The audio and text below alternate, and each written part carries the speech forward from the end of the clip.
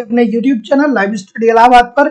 दोस्तों, जैसा कि आपको पता है कि प्रत्येक दिन शाम को 7 बजे हम लोग Uttar Pradesh TGT PGT, Jharkhand TGT PGT, Madhya Pradesh state, साथ ही साथ यूजीसी नेट, उत्तराखंड लेक्चरर और यूजीसी नेट के, जैसा कि मैंने बताया, प्रीवियस ईयर के क्वेश्चन पेपर को देखते हैं। और साथ ही साथ दोस्तों, इस सेशन में हम लोग ऐसे प्रश्नों का भी समावेश करते हैं जो प्रश्न इन परीक्षाओं के दृष्टिकोण से महत्वपूर्ण होते हैं। वही इकोनॉमिक्स की जो हमारी दूसरी क्लास होती है वो लाइव स्टडी इलाहाबाद की मोबाइल एप्लीकेशन पे होती है। दोस्तों, मैं जिम्मेदारी और विश्वास से कर रहा हूँ कि अगर जो आप ईमानदारी से जो एप्लीकेशन पे क्लास हो रही है उसको ठीक तरीके से पढ़ते रहे तो कम समय में बेहतर ढंग से आपको सारी चीजें तैयार हो जाएंगी। यहाँ पे आपको दोस्तों एप्लीकेशन पे सारे इकोनॉमिक्स के कॉन्सेप्ट पढ़ाए जा रहे हैं आपके सिलेबस के अनुसार। मतलब जो आपके सिलेबस है वो सेम टू सेम उसी सिलेबस के अनुसार इकोनॉमिक्स के सारे कॉन्सेप्ट पढ़ाए जा रहे हैं।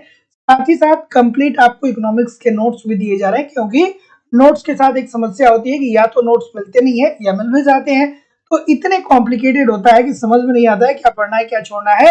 तो सिंपल सटीक साधारण भाषा में आपको इकोनॉमिक्स के कंप्लीट नोट्स दिए जा रहे हैं। साथ ही साथ आपको टेस्ट सीरीज दिया जा रहा है। समय समय पे आप टेस्ट दीजिए, अपना इवेल्युएशन करिए कि आपकी तैयारी कैसे चल रही है और आपके एग्जाम में किस प्रकार के प्रश्न पूछे जाते हैं। प्रीवियस ईयर के क्वेश्चन पेपर और करंट सब कुछ आपको दिया जा रहा है। तो एक स्ट्रेटेजी के मुताबिक एप्लीकेशन पे इन सारी चीजों को फॉलो करते रहिए, यूट्यूब पे प्रैक्टिस करते रहिए। कम समय में बेहतर ढंग से आप हमारे साथ तैयारी कर सकते हैं। कोर्स की वैलिडिटी लाइफ टाइम होगी, इट मीन एक बार फीस पेमेंट करेंगे तो आप हमारे साथ तब तक जुड़े रहेंगे जब तक कि आपका सिलेक्शन हो नहीं जाता है। Uttar Pradesh TGT PGT, Jharkhand TGT PGT, Uttarakhand lecturer, Madhya Pradesh state, LT grade, GIC lecturer, UGC NET और अन्य परीक्षाओं, मतलब इकोनॉमिक्स से संबंधित जितनी भी परीक्षाएं सबका अलग अलग बैच उपलब्ध है। और दोस्तों, एडमिशन लेने के लिए इस नंबर पे कॉल कर सकते हैं या व्हाट्सएप मैसेज कर सकते हैं, कोई भी इंक्वायरी होगा तो। और मैं बता दूं, एडमिशन लेने के लिए आप डिस्क्रिप्शन बॉक्स में एप्लीकेशन का लिंक दिया गया है, एप्लीकेशन को डाउनलोड करके डायरेक्ट भी वहां से कोर्स ले सकते हैं। या Madhya Pradesh state UGC NET और असिस्टेंट प्रोफेसर की फीस 2500 रुपए है। Uttar Pradesh TGT PGT, Jharkhand TGT PGT, Uttarakhand lecturer और अन्य परीक्षाओं की फीस केवल और केवल 2000 रुपए है। इस नंबर पे गूगल पे, फोन पे या पेटीएम के माध्यम से फीस पेमेंट करके आप एडमिशन ले सकते हैं। कोई भी इंक्वायरी होगी तो नीचे दिए गए नंबर पे कॉल कर लीजिएगा, ठीक है। और अलग से अगर जो आपको नोट्स चाहिए, टेस्ट भी चाहिए, प्रीवियस ईयर के क्वेश्चन पेपर चाहिए तो अलग से भी सारी चीजें उपलब्ध करा दी जाएंगी। Good evening everybody. पहला प्रश्न आप लोग के सामने ये रहा। चलिए, बिल्कुल ठीक है। सभी लोग एक बार वीडियो को लाइक और शेयर कर दीजिए जितने लोग भी जुड़े हैं, और जो लोग नए हैं वो चैनल को सब्सक्राइब कर लीजिए। बिल्कुल ठीक है। हमारी जो दूसरी क्लास है वो सुबह में 10 बजे से चल रही है, उस क्लास ग्राफी पे चलती है। उस क्लास को ज्वाइन करने के लिए डिस्क्रिप्शन बॉक्स में टेलीग्राम का लिंक है, टेलीग्राम को ज्वाइन कर लीजिए और वहां से आप डायरेक्ट ग्राफी का एप्लीकेशन डाउनलोड करके हमारी क्लास को देख सकते हैं। प्रत्येक दिन सुबह 10 बजे से क्लास होती है और यहाँ पे हम लोग प्रीवियस ईयर के क्वेश्चन पेपर को एक क्रम से देख रहे हैं। 2013 के टीजीटी को देखा गया है, फिर 2016 के टीजीटी को देखा गया है और अब उसी क्रम में अगली क्लास वहां पे होने वाली है। तो क्या उत्तर आ रहा है भैया?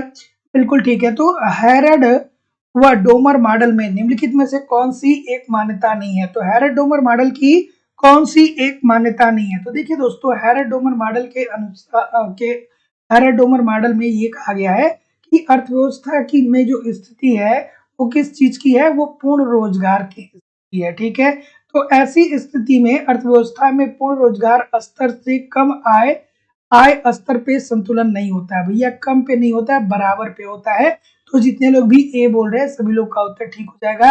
ये बात किस अर्थशास्त्री के द्वारा कहा गया था? कमेंट करके सभी लोग बताइएगा। ये जो स्टेटमेंट है वो कहा था किसने?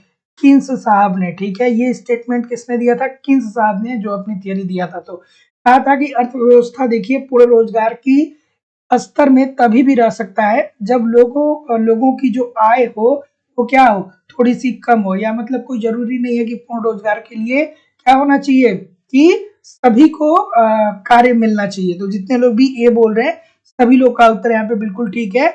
तो याद रखिएगा कि हैरड डोमर मॉडल में इन्होंने किसकी बात की है? पूर्ण रोजगार की बात की है। सरकारी हस्तक्षेप की अनुपस्थिति है, अर्थात इन्होंने क्या किया है? इन्होंने स्वतंत्र स्वतंत्र अर्थव्यवस्था की बात की है। अर्थव्यवस्था बंद है, बिल्कुल ठीक है, ना आयात होता है ना निर्यात होता है, और ना ही कोई आर्थिक क्रियाएं होती है। बचत की सीमांत और औसत प्रवृत्ति क्या है, समान है। तो जितने लोग भी ऑप्शन नंबर क्या बोल रहे हैं, ए बोल रहे हैं, ठीक बोल रहे हैं। अगला प्रश्न है, सूची 1 को सूची 2 के साथ सुमेलित करिए। चलिए भैया, सूची 1 को सूची 2 के साथ आपको क्या करना है, सुमेलित करना है। चलिए, सूची 1 को सूची 2 के साथ सुमेलित करिए। क्वेश्चन छोटा दिख रहा है क्या आप लोग को? ठीक है, तो क्या उत्तर आ रहा है? ऑप्शन नंबर, अच्छा ऑप्शन तो दिया नहीं है। न्यूनतम क्रांतिक प्रयास सिद्धांत किसके द्वारा दिया गया? ये मोस्ट इंपॉर्टेंट थियरी है, न्यूनतम क्रांतिक प्रयास सिद्धांत। देखिए, अब इसमें से एक प्रश्न जरूर आपके एग्जाम में पूछा जाएगा, टीजीटी और पीजीटी की बात करें। फिर आगे बात करते हैं, असीमित श्रम आपूर्ति के साथ आर्थिक विकास, बिल्कुल ठीक है। न्यूनतम क्रांतिक प्रयास सिद्धांत में क्या कहा था लेविनस्टीन ने कि अर्थव्यवस्था में प्रति व्यक्ति आय न्यूनतम पाई जाती है, और इस वजह से सरकार को प्रति व्यक्ति आय जो होती है वो एक न्यूनतम अवस्था में रुक जाती है। ऐसी स्थिति में सरकार को क्या करना चाहिए कि अर्थव्यवस्था में बड़ी मात्रा में क्या मतलब इतना निवेश करना चाहिए कि उनको इस न्यूनतम प्रति व्यक्ति आय के जाल से बाहर निकाला जा सके। ये लेविनस्टीन साहब बताते हैं। असीमित श्रम आपूर्ति के साथ आर्थिक विकास की बात कौन करता है? लेविस करते हैं। कहते हैं कि अर्थव्यवस्था में दो क्षेत्र हैं, कृषि और उद्योग। उत्पादन के दो क्षेत्र हैं, कृषि और उद्योग। कृषि में श्रम का अतिरेक पाया जाता है, इसको क्या किया जाना चाहिए? उद्योगों की तरफ हस्तांतरित करना चाहिए। सतत विकास की बात करें तो सतत विकास आप लोगों ने देखा ही दोस्तों, हैरेड मॉडल, मतलब विकास जो होना चाहिए वो निरंतर रूप से चलना चाहिए। और पूर्ण रोजगार संतुलन का स्वर्णिम युग की बात करें तो श्रीमती जॉन रॉबिन्सन। स्वर्णिम युग की बात कौन करता है? श्रीमती जॉन रॉबिन्सन ही तो करती है, बिल्कुल ठीक है। अगला प्रश्न, रोस्टो के अनुसार निम्नलिखित में से कौन सा विकास का अंतिम चरण है? ठीक है, आसान सा प्रश्न है, बिल्कुल ठीक है। इनकी पुस्तक का नाम याद आना चाहिए, the stage of economic economic growth. ठीक है, the stage of economic growth इन्होंने एक पुस्तक लिखी थी, और उसमें बताया था कि एक अर्थव्यवस्था अगर जो विकास कर रहा है तो वो 5 चरणों से गुजरेगा। तो पहला चरण जो होगा वो क्या होगा? वो मंदी की स्थिति होगी। मंदी की स्थिति मतलब अर्थव्यवस्था मंदी में फंसी हुई है, अर्थात उत्पादन का स्तर बहुत ही कम है, ना बहुत मांग है ना बहुत उसकी पूर्ति हो पा रही है। दूसरी अवस्था क्या बताया था? आत्मस्फूर्ति से पूर्व की अवस्था। तीसरी अवस्था आत्मस्फूर्ति की अवस्था। चौथी अवस्था परिपक्वता की ओर अग्रसर, और पांचवी अवस्था जो थी वो अत्यधिक उपभोग। और यही जो था अंतिम चरण था, यही अत्यधिक उपभोग या अत्यधिक उत्पादन होगा, तभी जाकर के क्या होगा कि अर्थव्यवस्था स्वर्णिम युग में होगी। तो जितने लोग भी क्या बोल रहे हैं, बृहद स्तर पर उच्च उपभोग का युग, सभी लोग का उत्तर यहाँ पे बिल्कुल ठीक है। अगला प्रश्न, चलिए सभी लोगों से निवेदन है कि एक बार वीडियो को लाइक और शेयर कर दीजिए। इतने सारे लोग क्लास देख रहे हैं फिर भी लाइक और शेयर की संख्या बहुत कम है। बिल्कुल ठीक है, बिल्कुल। इस प्रश्न का उत्तर करिए, निम्नलिखित में से कौन सा अनुपात मार्क्स के सिद्धांत में पूंजी के ऑर्गेनिक संयोजन को प्रदर्शित करता है? जहां C इज इक्वल टू क्या हो जाएगा? C इज इक्वल टू जो होगा स्थिर पूंजी, V जो है चल पूंजी, और S जो है वो अतिरिक्त मूल्य है। क्या उत्तर आ रहा है भैया? बिल्कुल ठीक है, बिल्कुल ठीक है, बिल्कुल ठीक है। तो जैसा कि मैं देख पा रहा हूं, बिल्कुल ठीक है, बी बोल रहे हैं कुछ लोग, बहुत सारे लोग बी बोल रहे हैं, और कोई कुछ लोग डी भी बता रहे हैं। ठीक है, ठीक है। तो यहाँ पे किसकी बात कर रहा है? यहाँ पे ब्याज दर की बात नहीं कर रहा है, यहाँ पे ये शोषण दर की बात कर रहा है। ठीक है, थोड़ा सा ये ऑर्गेनिक संयोजन जो है, इसी को क्या बोलते हैं? शोषण की दर बोलते हैं। शोषण की दर आप दो पढ़ते हैं, एक शोषण की दर पढ़ते हैं और एक ब्याज की दर पढ़ते हैं। ठीक है, तो यहाँ पे ये शोषण के दर की बात कर रहा है। तो जितने लोग भी ऑप्शन नंबर क्या बोल रहे हैं, पी बोल रहे हैं, सभी लोग का उत्तर यहाँ पे बिल्कुल ठीक हो जाएगा। C/V, अर्थात जो स्थिर पूंजी होगा वो उसका उसका अनुपात किससे लिया जाएगा? चल पूंजी से। तो जितने लोग भी बी बोल रहे हैं सभी लोग का उत्तर यहाँ पे एब्सोल्युटली 100% ठीक होने वाला है। ठीक है, तो चल पूंजी का मतलब क्या है? कई बार आपने पढ़ा होगा परिवर्तनशील पूंजी। ठीक है, तो सी स्थिर पूंजी अपन चल पूंजी अर्थात परिवर्तनशील पूंजी। तो जितने लोग भी बी बोल रहे हैं सभी लोग का बिल्कुल ठीक है उत्तर। अगला प्रश्न कि कौन सी एक समृद्धि दर हेरड के आर्थिक समृद्धि मॉडल से संबंधित नहीं है? क्या उत्तर आएगा भाई? चलिए भाई, किसका किसका नेट हुआ है? 2-3 लोगों का तो पता चला है कि यूजीसी नेट क्वालिफाई किए हैं। और कोई नया महानुभाव कोई हो तो बता दीजिए। ठीक है, तस्नीम खान जी का क्वालिफाई हुआ है ना? तो बस यहाँ पे बस बात इतनी सी है कि आपने देखा ही होगा कि तस्नीम खान जी ने जितनी भी क्लास हुई है उसको बहुत ही ईमानदारी से और बहुत ही धैर्य से सारी क्लासेस को उन्होंने देखा है। अब मैं ये नहीं कह रहा हूँ कि ये केवल किसी एक व्यक्ति का परिणाम है। जब आपको सफलता मिलती है तो बहुत सारे लोगों का उसमें परिणाम होता है, बहुत सारे लोगों की भूमिका होती है और उसमें सबसे मजबूत जो भूमिका होती है वो केवल और केवल आपकी होती है। मतलब मेहनत आपने खूब किया है। दुनिया में कहीं भी कोई भी कुछ भी पढ़ा ले, अगर जो आप मेहनत ही नहीं करेंगे तो कहाँ से सफलता मिलेगी? तो आपने खूब मेहनत किया है, लगातार प्रयास किया है। तो सभी लोगों को, जो लोग भी नए हैं कंपटीशन में, वो लोग भी ये समझ लीजिए कि अगर जो आप लगातार मेहनत करते रहेंगे तो सफलता जो है वो क्या होगी? निश्चित रूप से मिलेगी, 100% मिलेगी। ठीक है, चलिए इस प्रश्न का उत्तर करिए। ठीक है, तो जितने लोग भी ऑप्शन नंबर क्या बोल रहे हैं भैया? ऑप्शन नंबर डी बोल रहे हैं। डी बोल रहे हैं बहुत सारे लोग। तो जितने लोग भी डी बोल रहे हैं कि अरे भाई इस प्रश्न में गलती क्यों कर रहे हैं भैया, इस प्रश्न में गलती क्यों कर रहे हैं? G N is equal to G A is equal to G W, इसमें ये आपको नहीं पता है कि ये अवांछित समृद्धि दर, प्राकृतिक समृद्धि दर और वास्तविक समृद्धि दर की बात होती है। तो इसमें ऐसा थोड़ी होता है, औसत समृद्धि दर की बात थोड़ी होती है। तो जितने लोग भी डी बोल रहे हैं सभी लोग का उत्तर यहाँ पे बिल्कुल ठीक हो जाएगा। बिल्कुल ठीक है, तो जितने लोग भी ऑप्शन नंबर डी बोल रहे हैं औसत समृद्धि दर, सभी लोग का उत्तर ठीक है। तो कौन सी एक समृद्धि दर हार्वर्ड के आर्थिक समृद्धि मॉडल से संबंधित नहीं है? तो जी एन जी डब्ल्यू और जी ए है। और इसमें इन्होंने वांछित समृद्धि दर, प्राकृतिक समृद्धि दर और वास्तविक समृद्धि दर की बात की है। जहां पे ये तीनों बराबर होते हैं वहीं पे की बात करते हैं, स्वर्णिम युग की बात बोलते हैं। ठीक है, स्वर्णिम युग की बात बोलते हैं। अगला प्रश्न, चलिए बिल्कुल ठीक है, जो मेहनत करेगा यार उसको सफलता मिलेगी। ठीक है, जो मेहनत करेगा, मैं विश्वास से कह रहा हूं कि इस चैनल पे बहुत सारे लोग ऐसे हैं जिनको मैं बता सकता हूं कि यार आपको सिलेक्शन मिलेगा। बस आप अपने धैर्य को ना खोइएगा और दिमाग में कोई भ्रांति नहीं पाइएगा। इस चैनल पे मुझे बहुत अच्छे से पता है कि बहुत सारे लोग हैं जिनको सिलेक्शन मिलने वाला है। ठीक है, लेकिन एक एक नाम लेना भी उचित नहीं है, ठीक नहीं है। लोगों को तो उसमें थोड़ा सा वो चीजें क्या होती है, एक्स्ट्रा हो जाती हैं। लेकिन जो वो लोग वही हैं जो लोग लगातार बने हुए हैं, वो लोग वही हैं जिनको सिलेक्शन मिलने वाला है, जो लगातार बने हुए हैं। ठीक है, एक क्वेश्चन भी सेशन का छोड़ते नहीं है। ठीक है, अगला प्रश्न, तो क्या उत्तर आ रहा है भाई? तो जैसा कि मैं देख पा रहा हूं कि ए की तरफ सभी लोग मूव कर रहे हैं। और कोई भाई? तो जितने लोग भी ये बोल रहे हैं कि मूल्य बढ़ाव स्थिति का सिद्धांत किस अर्थशास्त्री से संबंधित है?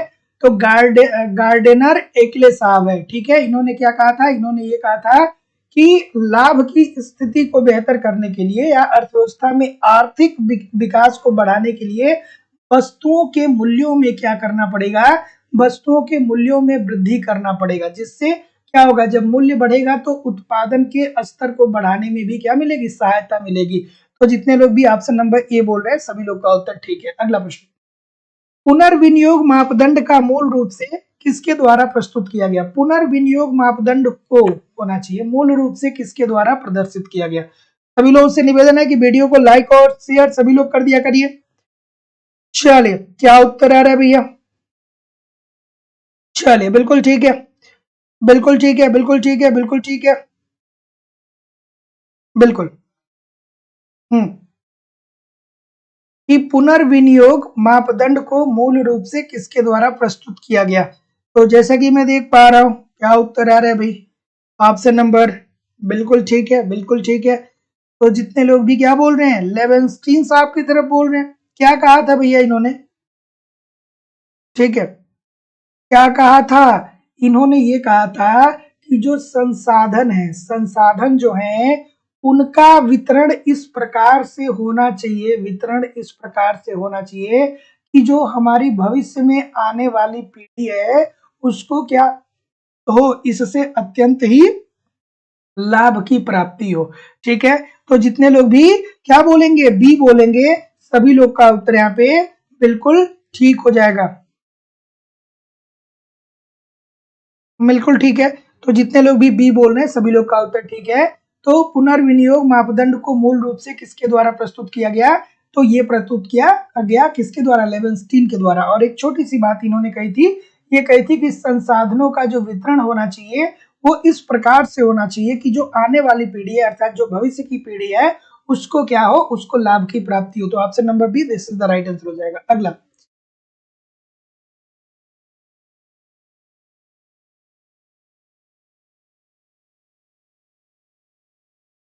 बिल्कुल ठीक है। अगला प्रश्न, सभी लोगों से निवेदन है कि वीडियो को एक बार थोड़ा सा लाइक और शेयर कर दीजिए। इतने सारे लोग क्लास देख रहे हैं लेकिन फिर भी लाइक और शेयर की संख्या बहुत कम है। अब देखिए ये आसान सा प्रश्न है कि लेविस का कृषि विकास प्रारूप कितने क्षेत्रों के बीच कितने क्षेत्रों के बीच संबंध की बात करता है? तो लेविस साहब क्या बढ़ते हैं दोस्तों, इन्हीं को क्या कहा जाता है, लुईस भी कहा जाता है। लुईस अलग है कि लेविस को ही लुईस बोला जाता है? यस या नो में कमेंट करके बताइएगा। कभी लेविस दे देता है, कभी लुईस दे देता है। तो क्या लुईस और लेविस एक ही अर्थशास्त्री हैं कि दो अलग अलग अर्थशास्त्री हैं? जब आप इकोनॉमिक्स को पढ़ते हैं तो बहुत सारा कंफ्यूजन आता है, कभी लेविस कभी लुईस। तो क्या एक अर्थशास्त्री है या दो अर्थशास्त्री अलग अलग है? बताइए कमेंट करके। ठीक है, तो इनका क्या कहना था, इनका ये कहना था कि उत्पादन प्रक्रिया में दो क्षेत्र शामिल होते हैं, एक होता है कृषि और दूसरा होता है पूंजीगत या उद्योग। ठीक है, तो ये जो कृषि होता है ना, इसमें क्या पाया जाता है, इसमें श्रम का अतिरेक पाया जाता है। मतलब श्रम का अतिरेक का मतलब क्या होता है कि जितने श्रमिक इसमें चाहिए उससे ज्यादा श्रमिक कृषि क्षेत्र में लगे हुए हैं। तो ऐसी स्थिति में ये जो श्रम का अतिरेक है ना, इसको क्या करिए, मूव कराइए किसके तरफ, उद्योगों के तरफ। ठीक है, और जैसे ही ये कृषि में जो श्रम का अतिरेक है वो खत्म हो जाएगा और ये लोग उद्योगों की तरफ मूव कर जाएंगे, तो देश जो है वो आर्थिक विकास के पथ पे क्या हो जाएगा, अग्रसर हो जाएगा। तो जितने लोग भी ऑप्शन नंबर क्या बोल रहे हैं, ए बोल रहे हैं, बिल्कुल ठीक है। आसान है कि नहीं है? आज के बाद कभी भूलेगा आप इस बात को, पता है कि आप इस बात को एक दो पृष्ठ में पढ़ेंगे, मैं आपको दो तीन लाइन में बता दे रहा हूँ। आप जिंदगी में कभी नहीं बोलेंगे कि जो लेविस हैं इन्हें ही लुईस भी बोला जाता है। इन्हें ये कहते हैं कि अर्थव्यवस्था में दो क्षेत्र हैं, एक है कृषि और दूसरा है उद्योग। कृषि में श्रम का अतिरेक पाया जाता है। श्रम का अतिरेक पाने का मतलब यह है कि जितने श्रमिक की जरूरत है उससे ज्यादा श्रमिक लगे हुए हैं, और ऐसी स्थिति में ये जो अतिरेक है इसको मूव करा दीजिए उद्योगों के तरफ, और जैसे ही ये मूव कर जाएंगे कृषि में अतिरेक क्या हो जाएगा, खत्म हो जाएगा। तो ऐसी स्थिति में अर्थव्यवस्था क्या होगी, विकास के पथ पे अग्रसर हो जाएगी। फिर जिंदगी में कभी भूलना नहीं इस बात को। ठीक है, छोटी सी बात है। अगला प्रश्न आपके सामने ये रहा कि श्रीमती जॉन रॉबिन्सन के अनुसार स्वर्णिम युग उस बिंदु पर होता है जहां, स्वर्णिम युग किस बिंदु पे होता है? चलिए भाई बताइए। बिल्कुल, श्रीमती जॉन रॉबिन्सन के अनुसार स्वर्णिम युग उस बिंदु पे होता है, कहां पे होता है सर? किसको किसको याद है? Delta N upon N is equal to delta K upon के। ये क्या है भैया, डेल्टा एन अपान एन क्या है और डेल्टा के अपान के क्या है? तो जितने लोग भी ऑप्शन नंबर क्या बोल रहे हैं, बी बोल रहे हैं, सभी लोग का उत्तर यहाँ पे बी बोल रहे हैं ना। इसको क्या इंडिकेट करते हैं, डेल्टा एन अपान एन क्या है, ये जनसंख्या में वृद्धि है। क्या है, जनसंख्या वृद्धि। ठीक है, बी सभी लोग बोल रहे हैं। ठीक है, और ये क्या है, डेल्टा के अपान की क्या है, ये है पूंजी वृद्धि। ठीक है, तो ऑप्शन नंबर इजी सी बात हो जाएगी। तो जितने लोग भी बी बोल रहे हैं जनसंख्या वृद्धि दर इज इक्वल टू पूंजी वृद्धि दर, सभी लोग का उत्तर ठीक है। तो आप क्या करिएगा कि इस वाले इसको भी आपको याद रखना है, कभी कभी जनसंख्या वृद्धि दर और इज इक्वल टू पूंजी वृद्धि दर नहीं बताता है, कभी बस इतना बता देता है कि delta N upon N is equal to delta K upon N, delta K upon के किस अर्थशास्त्री के द्वारा दिया गया। तो ये श्रीमती जॉन रॉबिन्सन का स्वर्णिम युग का बिंदु है, ठीक है। यहीं पे अर्थव्यवस्था क्या होगी, पूर्ण रोजगार की अवस्था में यहीं पे अर्थव्यवस्था होगी। और पूर्ण रोजगार का मतलब क्या होता है कि जो हमारे पास संसाधन है उन संसाधनों का समुचित उत्पादन, समुचित प्रयोग करके हम उत्पादन को क्या कर रहे हैं, अधिकतम कर पा रहे हैं। अगला प्रश्न आप सभी लोग के सामने ये रहा। सभी लोगों से निवेदन है कि एक बार वीडियो को लाइक और शेयर कर दीजिए। इतने सारे लोग क्लास देख रहे हैं फिर भी लाइक और शेयर की संख्या बहुत कम है। 2 घंटे की मैं क्लास ले रहा हूँ, थोड़ा लाइक और शेयर तो बनता है। आज बहुत मजा आने वाला है, बहुत सारी चीजें आज सीखने को मिलेगी। तो अगला प्रश्न आपके सामने ये रहा, क्या उत्तर आ रहा है भैया। द्वैतवादी अर्थव्यवस्था का अर्थ है कि किसका किसका अस्तित्व होना चाहिए। द्वैतवादी अर्थव्यवस्था में क्या क्या होता है भैया। द्वैतवादी अर्थव्यवस्था का मतलब ये होता है कि पारंपरिक क्षेत्र, पारंपरिक क्षेत्र में क्या है दोस्तों हमारे देश में, पारंपरिक क्षेत्र में क्या है, पारंपरिक क्षेत्र में हथकरघा उद्योग है, ठीक है, जो खादी वस्त्र उद्योग है, ठीक है, और साथ ही साथ दोस्तों कपास है, ठीक है। तो इस तरीके की चीजों से इस जो हमारे पारंपरिक क्षेत्र है उसके आधार पे भी हम उत्पादन कर रहे हैं, और जो आधुनिक उद्योग हैं उसके आधार पे भी हम उत्पादन कर रहे हैं।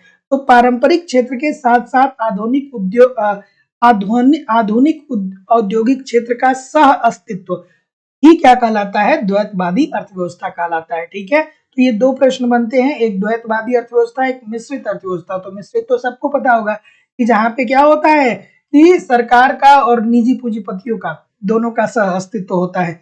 अगला प्रश्न आपके सामने ये रहा। और दोस्तों लाइव स्टडी इलाहाबाद के मोबाइल एप्लीकेशन पे आपकी इकोनॉमिक्स की दूसरी क्लास चल रही है। मैं जिम्मेदारी और विश्वास से कर रहा हूँ कि बस आप ईमानदारी से एप्लीकेशन पे पढ़ते रहिए, सारे कॉन्सेप्ट पढ़ाए जा रहे हैं, कंप्लीट इकोनॉमिक्स के नोट्स दिए जा रहे हैं, टेस्ट सीरीज दिए जा रहे हैं, समय समय पे टेस्ट सीरीज दीजिए, इवैल्यूएशन करिए, प्रीवियस ईयर के क्वेश्चन पेपर और करंट सब कुछ दिए जा रहे हैं। बस आप एक प्रोसेस के थ्रू सारी चीजों को वहां पे देखते रहिए, यूट्यूब पे प्रैक्टिस करते रहिए, कहीं भी इधर उधर से कुछ भी कलेक्ट करने की होगी। कम समय में बेहतर ढंग से आप अपनी तैयारी कर सकते हैं। वैलिडिटी आपको लाइफ टाइम है। Uttar Pradesh TGT PGT, Jharkhand TGT PGT, Madhya Pradesh state, Madhya Pradesh state, LT grade GIC lecturer, Uttarakhand lecturer, UGC NET, सबका अलग अलग बैच है। डिस्क्रिप्शन बॉक्स में एप्लीकेशन का लिंक है, डाउनलोड करके डायरेक्ट कोर्स को परचेज कर सकते हैं। या एडमिशन फीस लाइफ टाइम की वैलिडिटी के साथ 2500 रुपए इस नंबर पे गूगल पे, फोन पे है या पेटीएम के माध्यम से फीस पेमेंट करके आप एडमिशन ले सकते हैं। कोई भी इंक्वायरी होगा तो नीचे दिए गए नंबर पे कॉल कर सकते हैं या व्हाट्सएप मैसेज कर सकते हैं। तो जैसा कि मैं देख पा रहा हूँ कि अगर जो क्या होगा हैरड डोमर मॉडल में जीए अगर जो ग्रेटर देन होगा जीडब्ल्यू के, तो हैरड साहब बताते हैं डोमर साहब बताते हैं कि ऐसी स्थिति में अर्थव्यवस्था में लंबे समय के लिए क्या होगा, महंगाई उत्पन्न हो जाएगा, मतलब दीर्घकालीन स्थिति उत्पन्न हो जाएगी। तो जितने लोग भी ए बोल रहे हैं सभी लोग यही बोल रहे हैं ना, तो जितने लोग भी ए बोल रहे हैं सभी लोग का उत्तर यहाँ पे एब्सोल्युटली 100% ठीक हो जाएगा। ये क्या है, जी ए क्या है, जी ए क्या है, जी डब्ल्यू क्या है, ठीक है। तो जी ए जो है ये वास्तविक वृद्धि दर को दर्शाता है, ठीक है, और जी डब्ल्यू जो है वो अभिष्ट वृद्धि दर को। तो जो वास्तविक वृद्धि दर होगी, वास्तविक वृद्धि दर, वृद्धि दर किस बड़ी होगी अगर जो अभिष्ट वृद्धि दर के, अभिष्ट, ठीक है, अभिष्ट वृद्धि दर के। तो ऐसी स्थिति क्या होगी, दीर्घकाल में स्थिति उत्पन्न करेंगी। अगला प्रश्न, निम्न संतुलन पास का सिद्धांत किसने दिया। निम्न संतुलन पास का सिद्धांत क्या है भाई, ठीक है, ठीक है। हाँ, सुबह वाली क्लास 10 बजे होगी, परेशान ना होइए, थोड़ी सी आज समस्या वहां पे थी, अदरवाइज आप कोई प्रॉब्लम नहीं होगी। तो सुबह 10 बजे भी सभी लोग क्लास को ज्वाइन किया करिए। जो लोग भी अभी तक 10 बजे वाली क्लास नहीं ज्वाइन किए हैं वो डिस्क्रिप्शन बॉक्स में टेलीग्राम का लिंक का चैनल दिया, टेलीग्राम ग्रुप का लिंक दिया गया है, उसको ज्वाइन कर लीजिए और वहां पे एप्लीकेशन डाउनलोड करके आप देख सकते हैं क्लास को। चलिए, तो क्या उत्तर आ रहा है भाई, ऑप्शन नंबर ए, नेल्सन साहब की बात सभी लोग बोल रहे हैं। और कोई, बिल्कुल ठीक है, बिल्कुल ठीक है, बिल्कुल ठीक है, बिल्कुल ठीक है, बिल्कुल ठीक है, बिल्कुल ठीक है, बिल्कुल। तो जितने लोग भी ए बोल रहे हैं कि निम्न संतुलन पास सिद्धांत किसने दिया था, तो नेल्सन साहब ने दिया था। क्या कहे थे? ये कहे थे कि जो अल्प विकसित देश होते हैं, अल्प विकसित देश होते हैं, उन देशों में जो प्रति व्यक्ति आय होती है, प्रति व्यक्ति आय जो होती है, प्रति व्यक्ति आय जो होती है, वो जीवन निर्वहन के बराबर हो जाती है। ठीक है, जीवन निर्वहन के बराबर होती है। अर्थात लोगों के जब जीवन निर्वहन के बराबर होगी तो इसका मतलब क्या होगा कि वो रोटी, कपड़ा और भोजन इसी की व्यवस्था कर पा रहे हैं और उनके पास न बचत बच रहा है, उनके पास कोई सेविंग नहीं बच रहा है। तो ऐसी स्थिति में उनका जो निवेश होगा वो क्या हो जाएगा? कम होगा। और जब निवेश कम होगा तो जाहिर सी बात है कि आय भी जो होगी वो कम हो जाएगी। तो ऐसी स्थिति में क्या है कि अर्थव्यवस्था में आर्थिक विकास नहीं हो पाता है। तो जितने लोग भी ऑप्शन नंबर क्या बोल रहे हैं? डी बोल रहे हैं, सभी लोग का उत्तर यहाँ पे सॉरी, जितने लोग भी ए बोल रहे हैं सभी लोग का उत्तर ठीक है। तो आप ध्यान में रखिएगा कि निम्न संतुलन पास का सिद्धांत किसने दिया था? नेल्सन साहब के द्वारा दिया गया था। और नेल्सन साहब ने क्या कहा था कि जो अल्प विकसित देश होते हैं, उन देश में जो लोग निवास करते हैं, उनकी प्रति व्यक्ति आय जो होती है वो इतनी न्यूनतम होती है कि वो केवल और केवल अपना जीवन निर्वहन कर पाते हैं। अर्थात भोजन, कपड़ा और मकान की ही व्यवस्था कर पाते हैं। उनके पास बचत होता ही नहीं है। तो जब बचत होता ही नहीं है तो उनका निवेश भी क्या हो जाता है? कम हो जाता है। और जब निवेश कम होता है तो आय भी उनका कम होता है। तो स्टिल वो क्या होते हैं कि प्रति व्यक्ति आय उनका क्या होता है? नीचे स्तर पे बना रहता है। तो यही बात किसने कही थी? नेल्सन साहब के द्वारा कहा गया था। तो ये जितने लोग भी बोल रहे हैं बिल्कुल ठीक बोल रहे हैं। अगला, कि किसका मॉडल 3 भिन्न वृद्धि दरों की अवधारणाओं पर आधारित है? जी एन, जी ए, जी डब्ल्यू। कौन है? स्वर्णिम बिंदु। ठीक है, कौन? स्वर्णिम बिंदु। 3 भिन्न धारणा इसी में तो है, वास्तविक समृद्धि दर, वांछित समृद्धि दर और प्राकृतिक समृद्धि दर। बताइए क्या उत्तर आ रहा है भाई? ऑप्शन नंबर बिल्कुल ठीक है, बिल्कुल ठीक है, बिल्कुल ठीक है।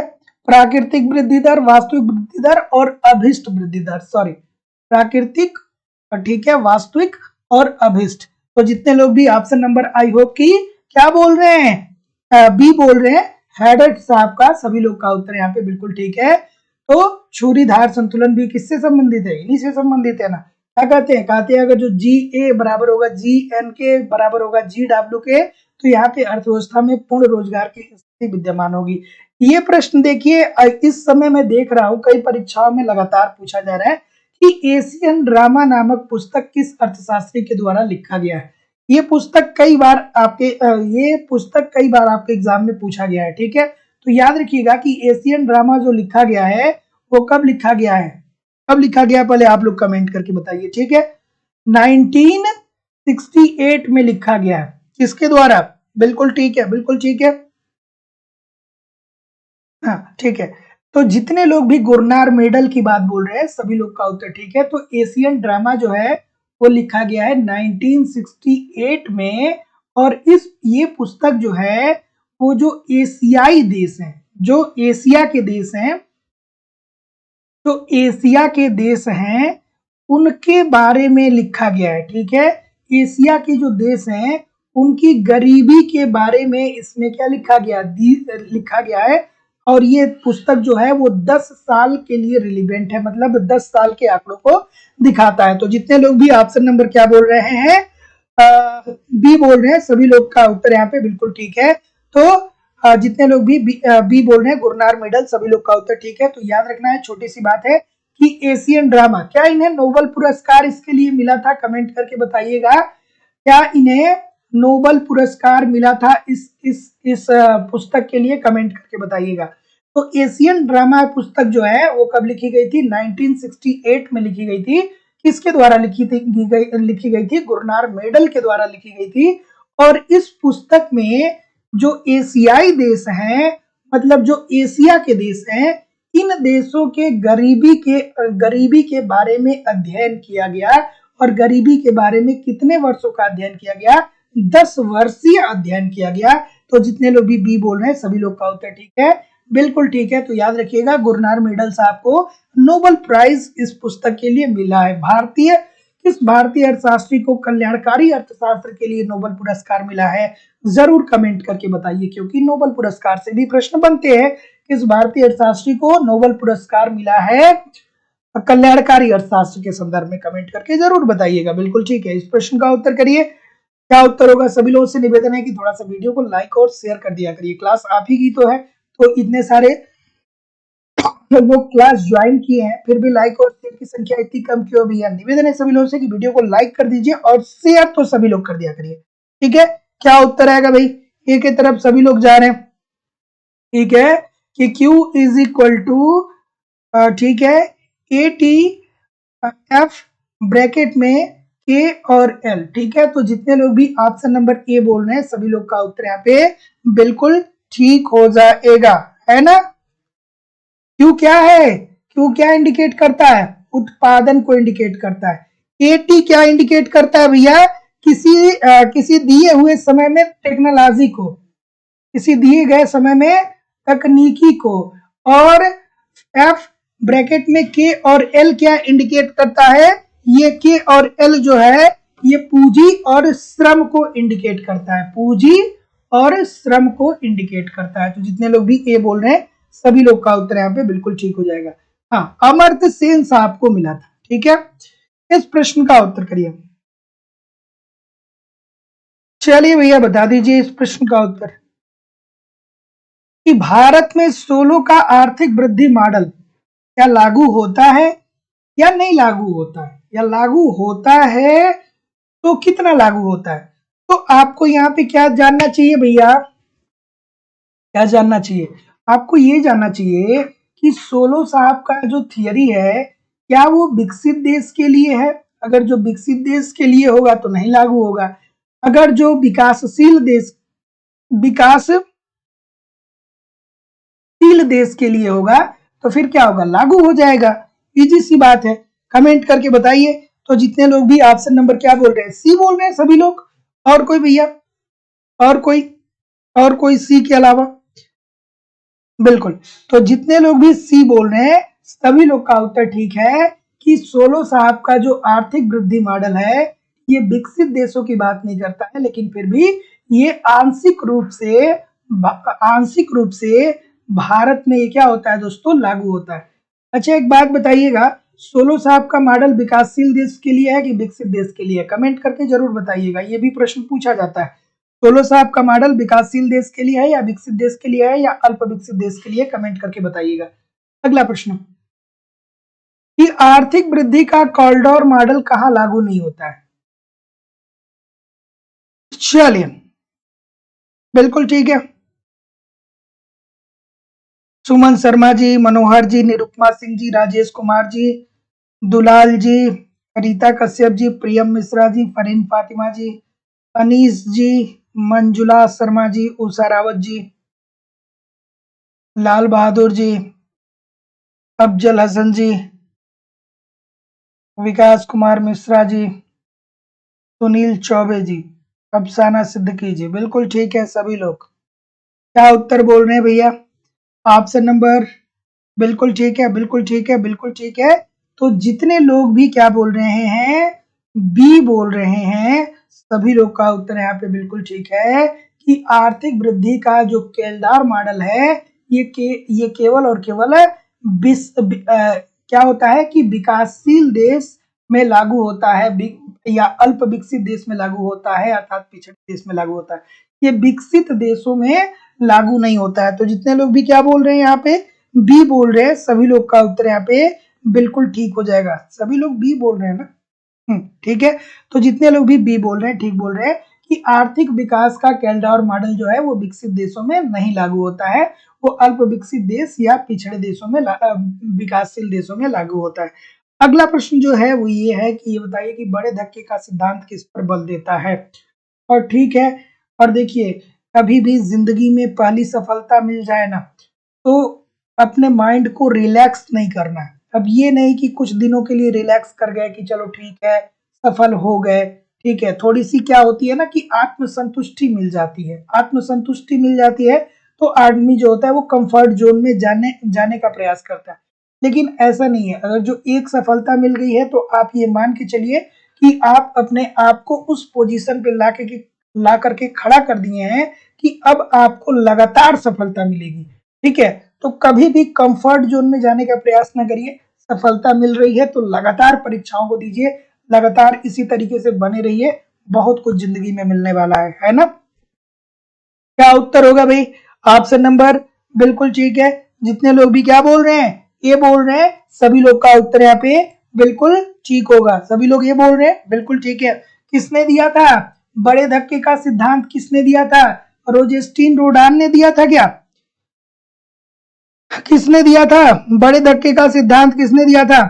तो जितने लोग भी रोजेस्टीन रोडान की बात बोल रहे हैं, सभी लोग का उत्तर बिल्कुल ठीक है। रोजेस्टीन रोडान का कहना क्या था? कहना ये था कि जो अल्प विकसित देश होते हैं उसमें लोगों की आय बहुत कम होती है। लोगों के पास आय कम होती है तो इस वजह से निवेश भी कम होता है। तो ऐसी स्थिति में सरकार को क्या करना चाहिए कि अर्थव्यवस्था में बड़े पैमाने पे क्या करना चाहिए? व्यय करना चाहिए, जिससे मांग व पूर्ति क्रियाशील हो सके और लोगों की जो निवेश क्षमता है उसमें वृद्धि आ सके। ठीक है, तो जितने लोग भी बड़े निवेश क्षेत्र पर बात कर रहे हैं, सभी लोग का उत्तर ठीक है। ये रोजेस्टीन रोडान जो थे वो संतुलित विकास सिद्धांत से संबंधित थे या असंतुलित विकास सिद्धांत से संबंधित थे? जरूर कमेंट करके बताइएगा। ठीक है, सारी बातें मैं ही थोड़ी बताऊंगा, आप भी कुछ बताइए मुझे। प्रोजेस्टीन रोडान जो थे वो संतुलित विकास से संबंधित थे या असंतुलित विकास से संबंधित थे? जैसा कि पढ़ते हैं ना, संतुलित विकास की बात कौन करता है? हमारे रेगनर नर्स साहब करते हैं। और असंतुलित विकास की बात कौन करता है? हर्समैन साहब करते हैं। तो रोजेस्टीन रोडान साहब किसकी बात करते हैं? बता दीजिए भाई। ठीक है, बिल्कुल ठीक है। आधुनिक आर्थिक विकास के विचार को विकसित करने का श्रेय निम्नलिखित में से किसको जाता है? बिल्कुल ठीक है, संतुलित की बात करते हैं, बिल्कुल ठीक है। रोजेस्टीन रोडान संतुलित की बात करते हैं, कोई दिक्कत नहीं है। और कौन? हाँ, क्या बोल रहे हैं भैया? इस प्रश्न का उत्तर सी बोल रहे हैं सभी लोग। उस्मान भाव ए भी बोल रहे हैं, बहुत अच्छी बात है भाई। ए वाले कितने हैं? ए वाले कितने हैं?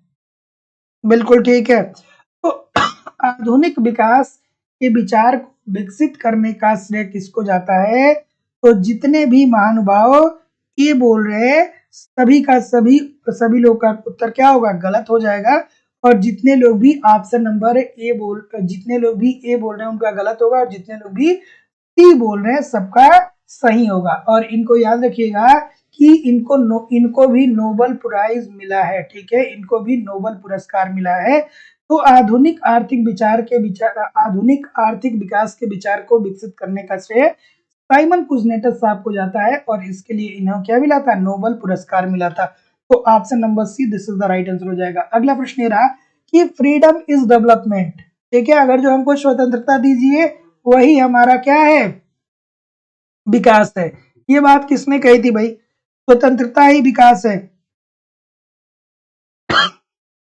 चलिए, क्या उत्तर होगा?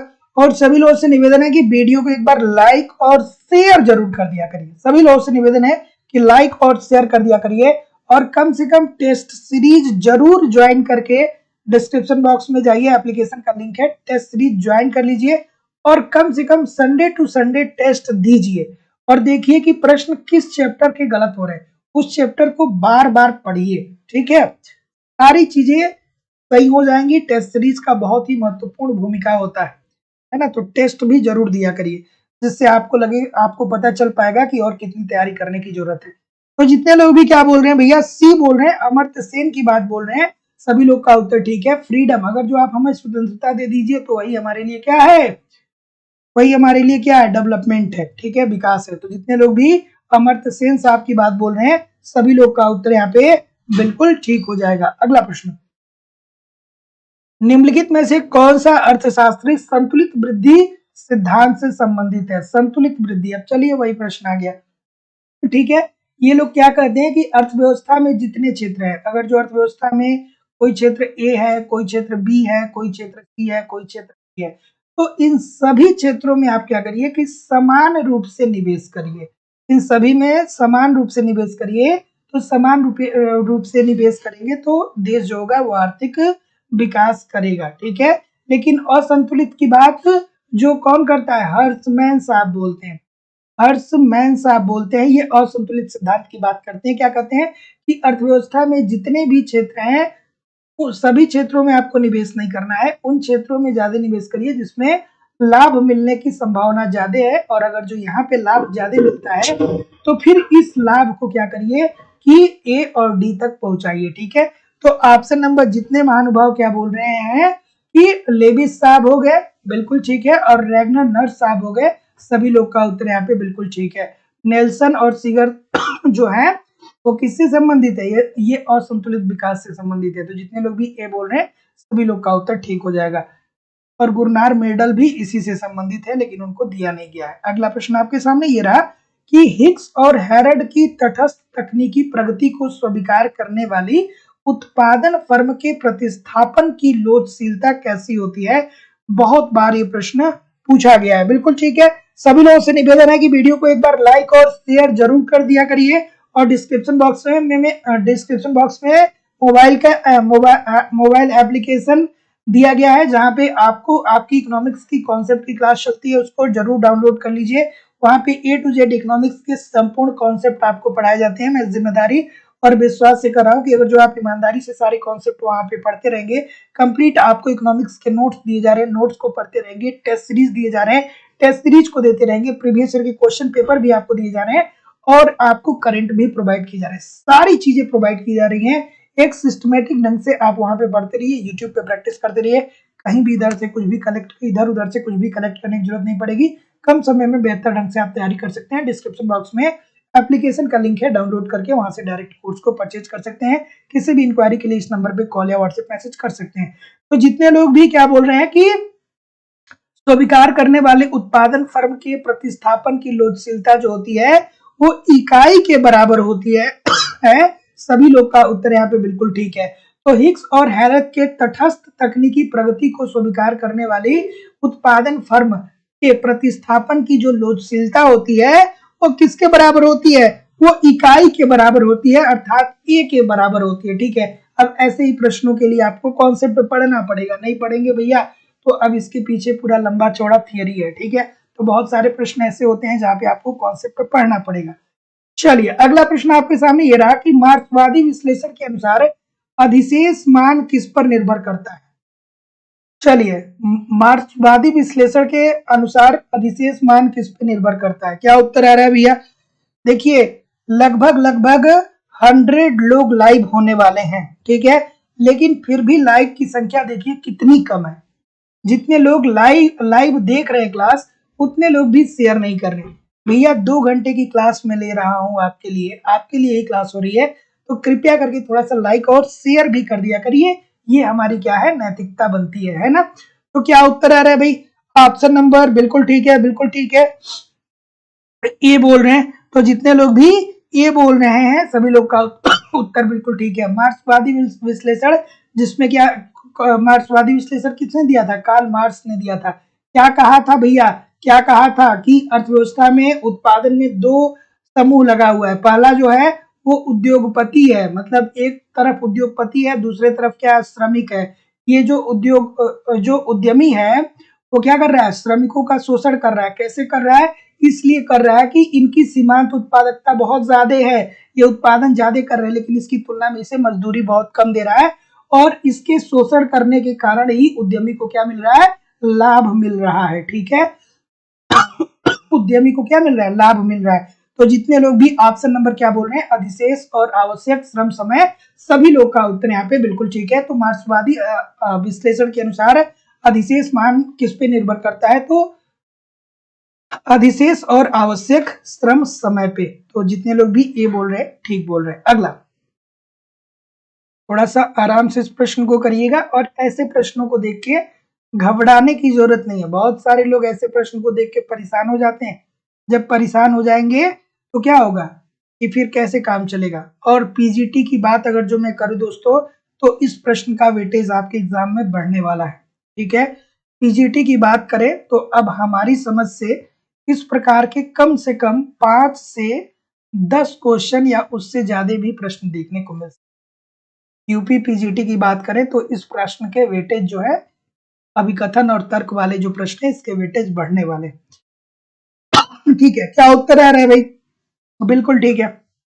चलिए, ईएन रोजेस्टीन रोडान मॉडल में उत्पादन में अविभाज्यता की धनात्मक भूमिका का विश्लेषण किया गया है। ठीक है, रोजेस्टीन रोडान ने, अगर जो बात करें रोजेस्टीन रोडान मॉडल में उत्पादन में अविभाज्यता की धनात्मक भूमिका का विश्लेषण किया गया है। There is no doubt. ठीक है, 100% ठीक होने वाला है। अविभाज्यता को हटाने के परिणाम स्वरूप उत्पादन में पैमाने के प्रतिफल जो होते हैं वो स्थिर होते हैं, स्थिर नहीं होते हैं, परिवर्तनशील होते हैं। ठीक है, स्थिर नहीं होते हैं, परिवर्तनशील होते हैं। तो जितने लोग भी क्या बोल रहे हैं ये उत्पादन के पैमाने के जो प्रतिफल होते हैं भैया, पढ़े होंगे तो क्या होता है, क्या पढ़ते हैं, बढ़ते क्रम में होते हैं। उत्पादन के पैमाने के प्रतिफल जो होते हैं वो बढ़ती अवस्था में होते हैं।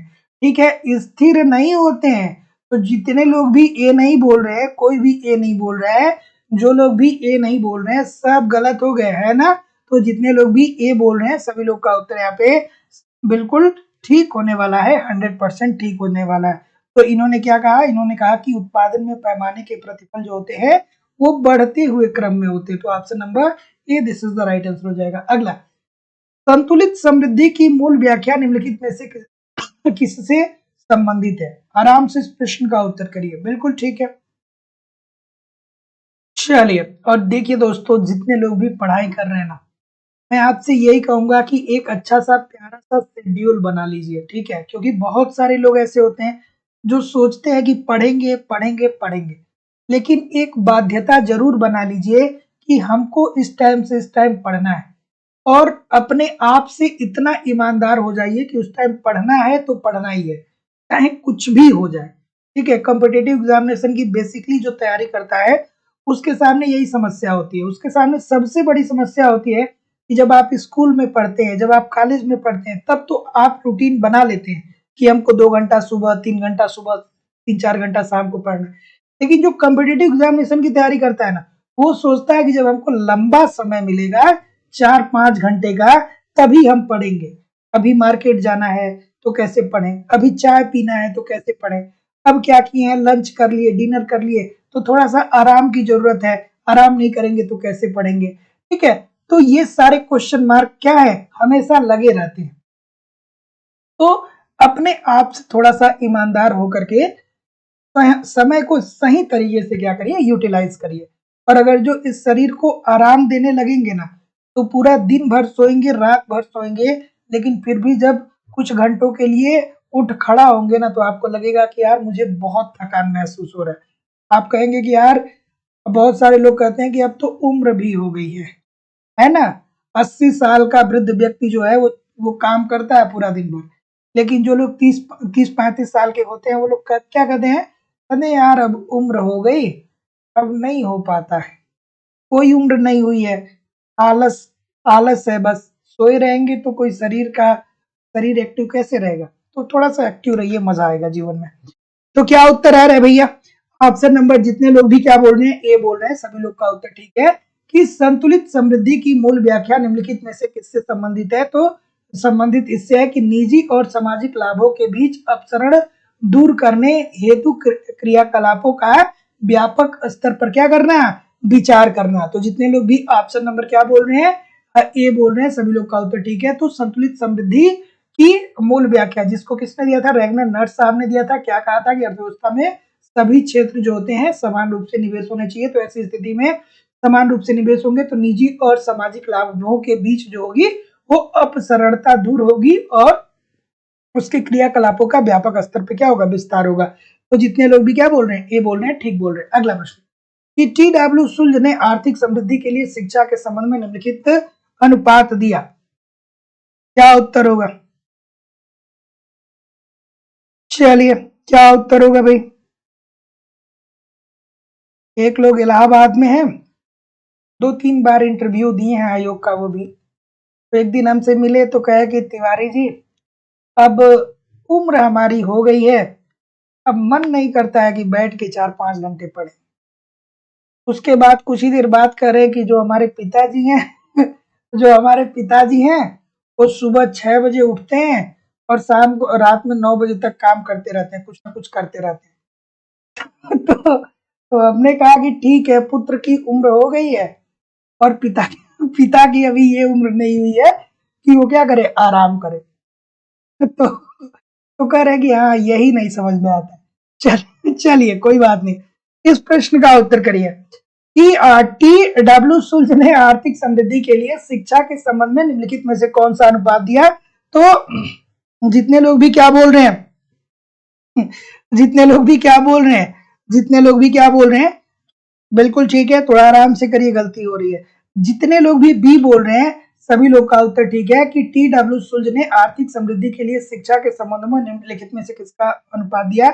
तो शिक्षा श्रम अनुपात, शिक्षा आय अनुपात और शिक्षा निवेश अनुपात की इन्होंने बात किया। तो जितने लोग भी यहाँ पे क्या बोल रहे हैं, बी बोल रहे हैं, सभी लोग का उत्तर यहाँ पे एब्सोल्युटली ठीक होगा। Option number B, according to the question this is the right answer हो जाएगा। इस बात को ध्यान रखिएगा कि इन्होंने मानवीय शिक्षा पे क्या दिया था, बहुत बल दिया था। सुल्ज साहब ने क्या दिया था, मानवीय शिक्षा पे बल दिया था, ठीक है। और ज्ञान और कौशल, इन्होंने बताया था कि पूंजी के 2 रूप है, एक जो है वो ज्ञान है और दूसरा जो है वो कौशल है, ठीक है, यानी दक्षता है, ठीक है। ज्ञान और कौशल जो है वो क्या है, पूंजी के 2 रूप हैं। तो इसमें इन्होंने अनुपात की बात की, शिक्षा श्रम अनुपात, शिक्षा आय अनुपात और शिक्षा निवेश अनुपात। तो जितने लोग भी ऑप्शन नंबर बी बोल रहे हैं, सभी लोग का उत्तर यहाँ पे बिल्कुल ठीक। अगला, सूची 1 को सूची 2 के साथ सम्मिलित करिए। सूची 1 को सूची 2 के साथ सम्मिलित करिए। बिल्कुल ठीक है, बिल्कुल ठीक है, बिल्कुल ठीक है। एक और याद रखिएगा कि किसने कहा था कि मानव में निवेश करना,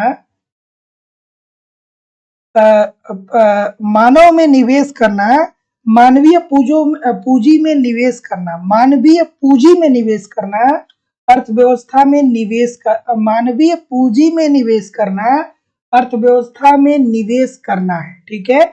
मतलब अगर जो आपको अर्थव्यवस्था में निवेश के स्तर को बढ़ाना है तो मानवीय पूंजी में निवेश करिए, ठीक है। अर्थात लोगों को अच्छी शिक्षा दीजिए, अच्छी स्वास्थ्य दीजिए, अच्छा परिवहन दीजिए, अच्छी अच्छी बिजली दीजिए, ठीक है। तो अगर जो मानवीय विकास आप कर रहे हैं तो आप निवेश क्षमता में वृद्धि करना है। ये बात भी किसने कही थी, सुल्ज साहब ने कही थी। इस बात को ध्यान में रखिएगा, मुझे याद आ गया, ये स्टेटमेंट पूछता है। तो पूंजी का अवशोषण क्षमता की बात करें दोस्तों, तो कौन हुआ, हर्षमैन साहब हुए, हर्षमैन साहब हुए, ठीक है। तो पूंजी के अवशोषण क्षमता की बात करें तो कौन था, एम कैलेकी थे, ठीक है। अवशोषण क्षमता की बात जो था वो ये एक अर्थशास्त्री हुए, एम कैलेकी। तकनीकी द्वैधता की बात करें दोस्तों तो हिगिंस साहब कहाँ पे हैं, यहाँ है। जीवन की भौतिक गुणवत्ता सबको पता होगा, मॉरिस डी मॉरिस। और उद्योगों के विस्तार हेतु अनुमेय एवं अनिवार्य क्रम की बात करें तो दोस्तों ये हर्षमैन साहब की बात है। अनिवार्य क्रम मतलब क्या, जिसको ज्यादा, जहां पे ज्यादा लाभ मिलने की जरूरत है वहां ज्यादा निवेश करिए और जितना कम क्या करिए, जहां पे क्या बोल रहे हैं, 1 4 3 2 बोलिए, हैं ठीक है। तो देखिए, अगर जो ऐसे प्रश्न आपको नहीं आते हैं, मुझे पता है कि ये वाला जो दो ए और बी जो है वो ट्रिकी है। तो इन केस मान लीजिए कि एग्जामिनेशन में आपको ये पता नहीं है कि ए किसने दिया, बी किसने दिया, तो सी तो आपको रट्टा होगा, आपने जिंदगी भर में इकोनॉमिक्स इतना पढ़ा है तो आपको पता होगा कि जीवन की भौतिक गुणवत्ता सूचकांक जो है वो किसने दिया था, डी मैरिस साहब ने दिया था, मैरिस डी मैरिस ने दिया था। ये बात तो सबको पता होगी। तो आप क्या कर दीजिए कि सी का 3 मिला दीजिए और उद्योगों के विस्तार हेतु तो अनुमेय एवं अनिवार्य क्रम की बात पता ही होगी कि हर्ष मैन ने दिया था, तो क्या कर दीजिए डी का 2 मिला दीजिए। अगर जो इसको सेट कर देंगे तो आपका प्रश्न बन जाएगा। तो ऐसे प्रश्नों में कभी कभी अगर जो चारों ऑप्शन नहीं आ रहे हैं फिर भी आप क्या कर सकते हैं, सेट करके प्रश्न को सही तरीके से उत्तर दे सकते हैं। अगला प्रश्न ये रहा, थोड़ा सा वीडियो को लाइक और शेयर कर दिया करिए, ठीक है। इतने सारे लोग क्लास देखते हैं, मैं 2 घंटे की क्लास लेता हूँ, फिर भी पता नहीं क्यों लाइक शेयर नहीं करते हैं, क्यों नहीं करते हैं भैया। चलिए अगला अगला प्रश्न कि सुम्पीटर के विकास सिद्धांत के अनुसार निम्नलिखित कथनों में से कौन सा सही है। चलिए भाई, ये प्रश्न जो बताएगा वो बहुत ही बहादुर स्टूडेंट होगा, बहादुर बच्चा होगा। बता दीजिए, बहुत मजेदार प्रश्न है, बहुत मजेदार, मजा आएगा। चलिए, नेहा सिंह जी, शुक्ला जी, अर्चना जी, सरिता जी, लाल बहादुर जी, चलिए विकास सक्सेना जी, आरिफा जी, रेणु जी, सुरेंद्र जी, तस्नीम जी, सुंदरी कुमारी जी, नैना यादव जी, सभी लोग सी बोल रहे हैं। अच्छा भाई, सी क्यों बोल रहे हैं? ठीक है, सभी लोग सी बोल रहे हैं, बिल्कुल।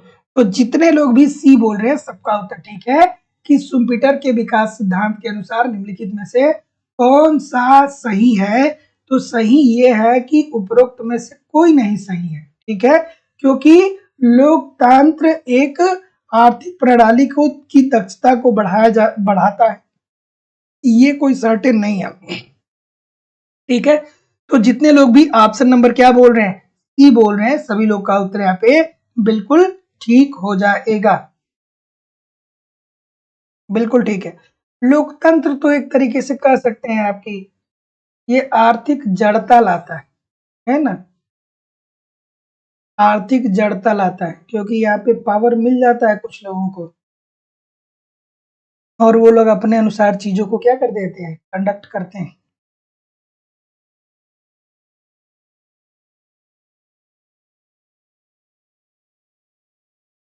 कौन कौन छूट गया भाई? सदानंद मिश्रा जी आप छूट गए, चलिए Suman Sharma ji, Diksha ji,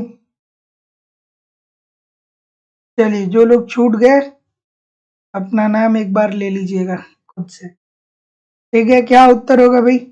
option number A बोल रहे हैं सभी लोग, तो जितने लोग भी ए बोल रहे हैं सभी लोग का उत्तर यहाँ पे बिल्कुल ठीक है कि एल पसीनेती एक अर्थशास्त्री हुए, तो उन्होंने ये कहा कि कामगारों के पास उस पूंजी का स्वामित्व होना चाहिए जो उनकी बचत से हुई है। यह इसके द्वारा दिए गए समृद्धि मॉडल एक की महत्वपूर्ण मान्यता है।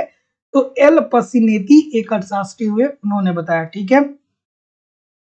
याद रखिएगा, कामगारों के पास एक पूंजी का स्वामित्व होना चाहिए जो उसकी बचत से हुआ। अब देखिए गलती ये होती है ना, ये जो कामगार है ना इसको आप छोड़ देते हैं, अर्थात कामगार का मतलब किससे संबंधित है, सामान्य भाषा में आप कह सकते हैं श्रमिक का।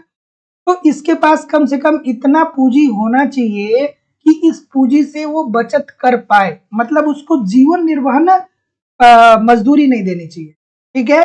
उसको न्यूनतम स्तर मजदूरी नहीं देनी चाहिए, आप उसको उतना मजदूरी करिए दीजिए कि 10 रुपए दीजिए तो उसमें से 2 रुपए वो क्या कर ले, सेविंग भी कर ले। ये बात कही थी एल पसीनिधि साहब ने, तो option number A this is the right answer हो जाएगा। चलिए भैया, निम्नलिखित में से कौन सा लक्षण निरपेक्ष अभिसरण के अस्तित्व के लिए सही नहीं है, ठीक है। क्या उत्तर होगा? ठीक है, क्या उत्तर होगा भाई?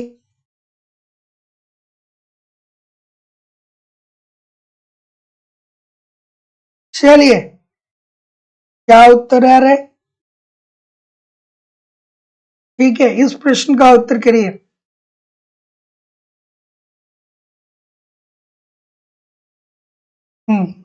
डी बोल रहे हैं सभी लोग कि निम्नलिखित में से कौन सा लक्षण निरपेक्ष अभिसरण के अस्तित्व के लिए सही नहीं है। निरपेक्ष अभिसरण कब होता है?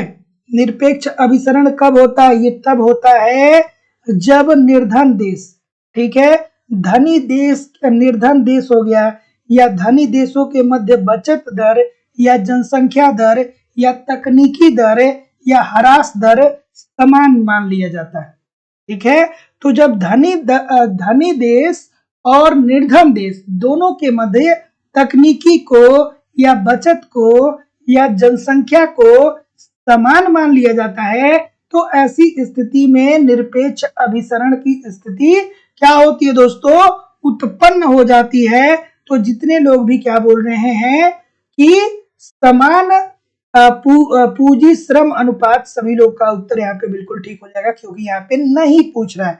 तो अगर जो आपको ये प्रश्न कभी भी आपने नहीं देखा है, तो आप बस इतना बहुत आसान भाषा में मैं बता दूं कि इसमें निरपेक्ष अभिसरण के अंतर्गत क्या होता है कि एक होता है गरीब देश, ठीक है, और दूसरा देश जो होता है वो होता है अमीर देश, और इन दोनों के मध्य क्या माना जाता है कि भैया जो जनसंख्या की दर इसकी है, जनसंख्या दर जो है इसकी जो गरीब देश की है उतनी वही दर अमीर की भी है, ठीक है। बचत जितना गरीब देश कर रहा है उतना ही बचत जो है अमीर देश भी कर रहा है, ठीक है। तो समान पूंजी श्रम अनुपात, ठीक है। तो जितने लोग भी क्या बोल रहे हैं कि निम्नलिखित में से कौन सा लक्षण निरपेक्ष अभिसरण के अस्तित्व के लिए सही नहीं है, तो समान पूंजी श्रम अनुपात नहीं, ठीक है, भिन्न पूंजी श्रम अनुपात तो ठीक है। तो जितने लोग भी सी बोल रहे हैं बिल्कुल ठीक हो जाएगा। अगला प्रश्न, ठीक है।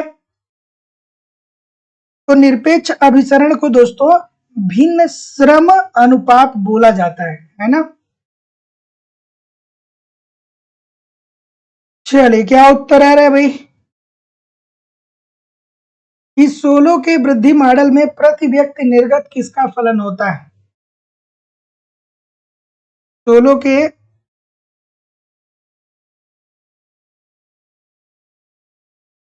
के वृद्धि मॉडल में प्रति व्यक्ति निर्गत किसका फलन होता है? तो जैसा कि मैं देख पा रहा हूं, क्या बोल रहे हैं भैया? डी बोल रहे हैं।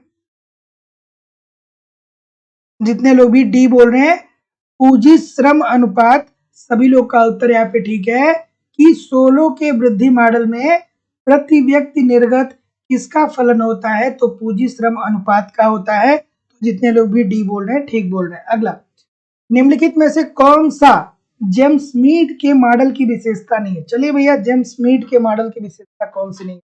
देखिए दोस्तों, जब भी सेशन मैं तैयार करता हूं आप लोगों के लिए, तो बहुत ही सोच समझ करके, बहुत संतुलन बैठा करके प्रश्नों को लाया जाता है। वो ऐसा नहीं है कि कोई भी प्रश्न आपके सामने लाया जाता है, एक स्ट्रेटेजी के तहत आपके सामने प्रश्न लाया जाता है। आपने देखा होगा हम लोगों ने इकोनॉमिक्स के इतने सारे सेशन किए, ठीक है, लेकिन जब भी नया सेशन आपको दिखता होगा तो उसमें लगता होगा कि बहुत सारे प्रश्न ऐसे हैं जो नए हैं, ठीक है। तो मेरे द्वारा दोस्तों ये बिल्कुल प्रयास किया जाता है कि आप एक भी प्रश्न को मिस ना करें, है ना, क्योंकि ऐसा नहीं है कि वही चीजें चलती रहेंगी। नए नए प्रश्न भी आपको देखने को मिलेंगे और बहुत कुछ सीखने को मिलेगा। तो प्रयास यही रहे कि पूरा सेशन को ज्वाइन करिए। चलिए क्या उत्तर आ रहा है भाई? बी बोल रहे हैं सभी लोग कि निम्नलिखित में से कौन सा जेम्स मीड के मॉडल की विशेषता नहीं है?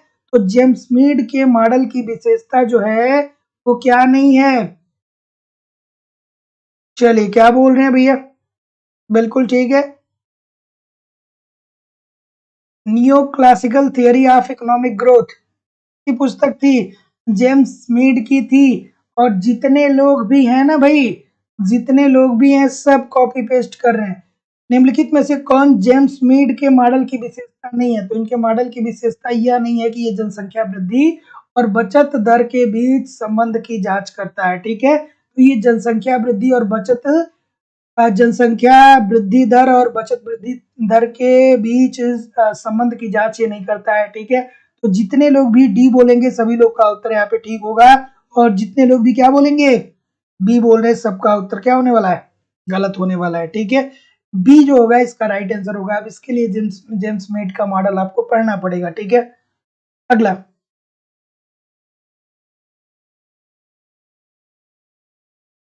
नहीं नहीं, जो ग्राफी पे क्लास हो रहा है वो यूट्यूब पे नहीं मिलेगा। एक्चुअली क्या होता है, कुछ टर्म एंड कंडीशन होते हैं ना, कुछ टर्म एंड कंडीशन होता है। तो जो क्लास ग्राफी पे होती है वो क्लास ग्राफी पे ही होगी, वो यूट्यूब पे नहीं होगी।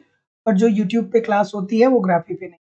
तो जो लोग भी ग्राफी पे मुझे ज्वाइन करना चाहते हैं, सुबह में 10 बजे क्लास एक और होती है, वहां पे हम लोग प्रीवियस ईयर के सारे क्वेश्चन पेपर को देख रहे हैं। अभी तक टीजीटी के 2 साल के पेपर को हम लोगों ने देखा है। डिस्क्रिप्शन बॉक्स में आप जाकर के टेलीग्राम ग्रुप को ज्वाइन कर लीजिए, और वहां पे ग्राफी का लिंक दिया गया है, उसको डाउनलोड करके आप क्या करिएगा कि मुझे वहां फॉलो कर लीजिएगा। सुबह में 10 बजे आपकी क्लास होती है। क्या उत्तर होगा भैया? बिल्कुल ठीक है।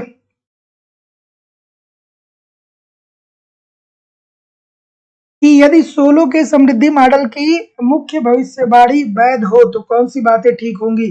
तो जैसा कि मैं देख पा रहा हूं कि आप ऑप्शन नंबर बी बोल रहे हैं, ठीक बोल रहे हैं कि देश के बीच प्रति व्यक्ति आय वास्तविक जीडीपी जीडीपी के अंतरों में कमी लाएगी। तो जितने लोग भी ऑप्शन नंबर बी बोल रहे हैं, सभी लोग का उत्तर ठीक है। तो याद रखिएगा दोस्तों, थोड़ा सा याद भी रखिएगा, थोड़ा सोलो साहब को पढ़ लीजिएगा। सोलो साहब को हालांकि मैंने एप्लीकेशन पे पढ़ाया है, एक बार देख लीजिएगा।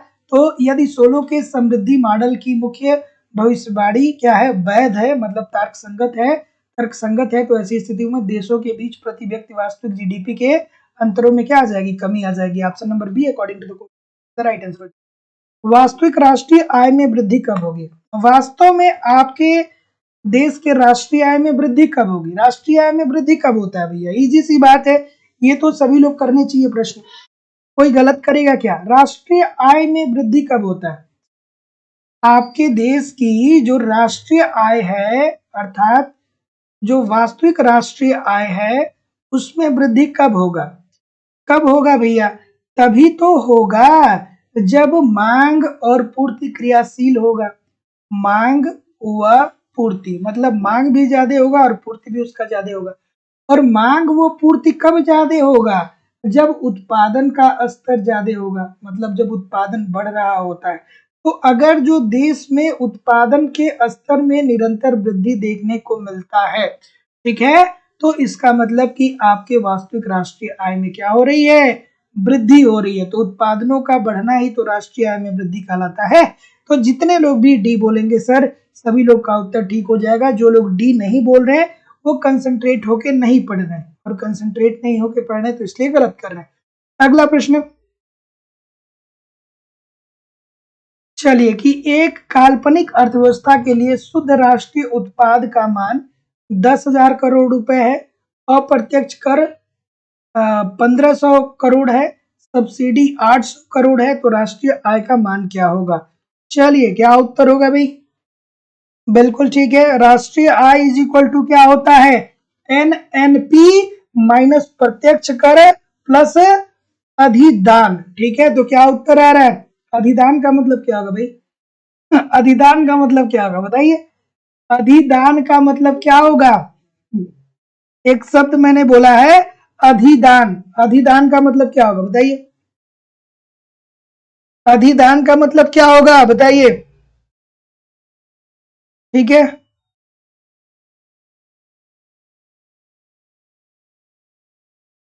हाँ, ठीक है। तो क्या उत्तर बोल रहे हैं भैया? तो कितना, राष्ट्रीय आय इज इक्वल टू क्या हो जाएगा, शुद्ध राष्ट्रीय उत्पाद का मान, मतलब क्या हो जाएगा, 10,000। ठीक है, उसके बाद दोस्तों इसमें कितना दिया है, अप्रत्यक्ष कर कितना दिया है, 1500, 1500 करोड़, और प्लस सब्सिडी, इसी को क्या बोलते हैं, अधिदान बोलते हैं। ठीक है, तो क्या उत्तर आ रहा है, इसी को क्या बोलते हैं, अधिदान बोलते हैं। तो इसका उत्तर क्या आ जाएगा, 9300 करोड़। ठीक है, तो जितने लोग भी डी बोल रहे हैं, सभी लोग का उत्तर यहाँ पे बिल्कुल ठीक होने वाला है। अगला प्रश्न, याद रखिएगा, कभी कभी पूछ देगा, अधिदान। ठीक है, अधिदान या उपादान पेपर में आ जाएगा, फिर आप कहेंगे सर जी अधिदान तो हमने कभी सुना ही नहीं था। बहुत सारे लोग कनेक्ट कर देंगे अप्रत्यक्ष कर से।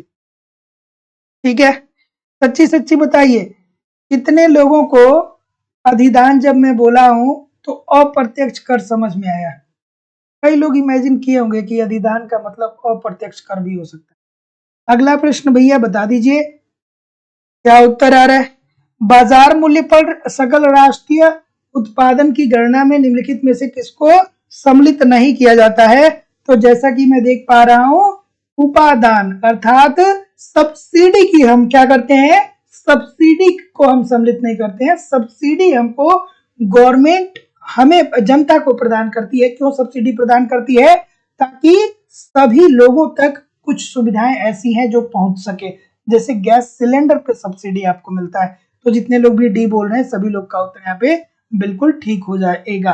ठीक है, अगला।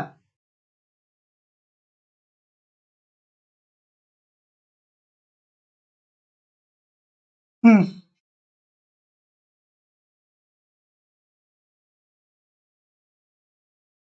हाँ, सब्सिडी की बात हो रही थी।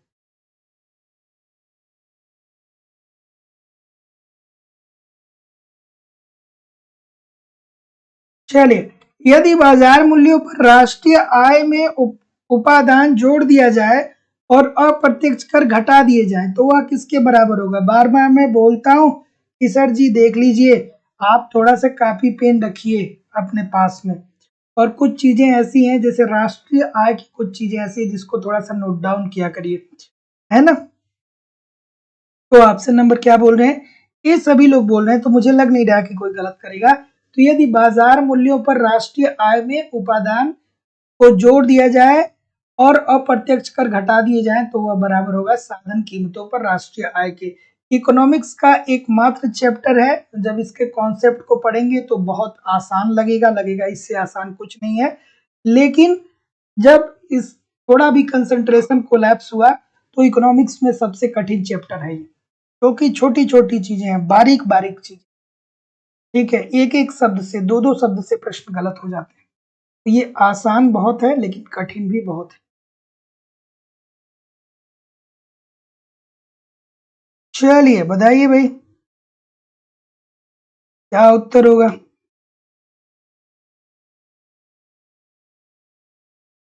तो जितने लोग भी ये बोल रहे हैं, राष्ट्रीय आय समिति की नियुक्ति कब हुई थी? 1949 में। राष्ट्रीय आय समिति में कौन कौन सदस्य था? कमेंट करके जरूर बताइएगा कि राष्ट्रीय आय समिति में कौन कौन सदस्य था। बिल्कुल ठीक है, आर के वी के राव साहब थे, और कौन था? गाडगिल साहब थे। प्रश्न पूछा जा रहा है, पूछा जाता है इसलिए मैं बता रहा हूं। ठीक है, तो राष्ट्रीय आय समिति की नियुक्ति कब होती है? 1949 में। और आर के वी के राव और गाडगिल जो थे, इसके क्या थे? सदस्य थे। तो जितने लोग भी ऑप्शन नंबर क्या बोल रहे हैं? ये बोल रहे हैं, ठीक है। और राष्ट्रीय आय समिति के सलाहकार कौन थे? है ना? सलाहकार कौन थे? सलाहकार कौन थे राष्ट्रीय आय समिति के? तो वो थे साइमन कुजनेटस। कुजनेटस। ठीक है, इनका नाम देख के लगता है कि यार ये बहुत पुराने अर्थशास्त्री होंगे। ठीक है, तो जितने लोग भी ऑप्शन नंबर ए बोल रहे हैं सभी लोग का उत्तर यहाँ पे बिल्कुल ठीक है। और जो सबसे महत्वपूर्ण है वो क्या है? इसके जो अध्यक्ष थे वो कौन थे? महाल नोबिस साहब। ठीक है, तो ऑप्शन नंबर क्या हो जाएगा? ये this is the right answer हो जाएगा। तो याद रखिएगा, राष्ट्रीय आय समिति की नियुक्ति जो होती है वो 1949 में होती है। इसके अध्यक्ष जो हैं वो पीसी महालनोबिस हैं। इसके जो सदस्य हैं वो आर के वी के राव हैं और गाडगिल साहब हैं। और इस समिति के जो सलाहकार थे वो थे साइमन कुजनेटस। तो जितने लोग भी ए बोल रहे हैं ठीक बोल रहे हैं। अगला क्या उत्तर होगा भाई?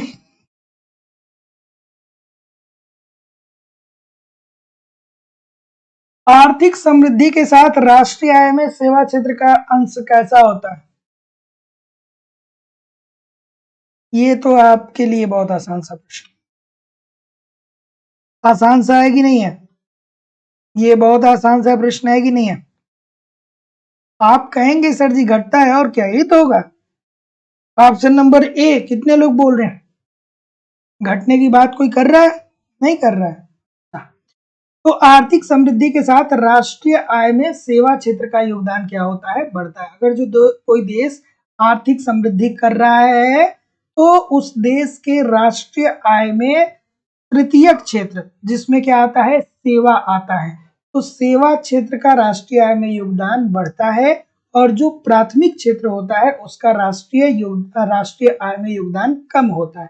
अगर जो आप यूएसए की इकोनॉमी को देखेंगे और भी बड़ी बड़ी इकोनॉमी को आप देखेंगे तो उनके राष्ट्रीय आय का जो प्राथमिक क्षेत्र है वहां से केवल और केवल 3% ही योगदान मिलता है। राष्ट्रीय आय में प्राथमिक क्षेत्र से उनको केवल 3% के आसपास ही क्या मिलता है, योगदान मिलता है। और सबसे ज्यादा कहां से मिलता है, यहां से मिलता है, सेवा क्षेत्र से। अगला, ठीक है, अगला है कि वास्तविक सकल राष्ट्रीय उत्पादन का मान होता है। चलिए, बिल्कुल ठीक है, बिल्कुल ठीक है, क्या उत्तर होगा भाई?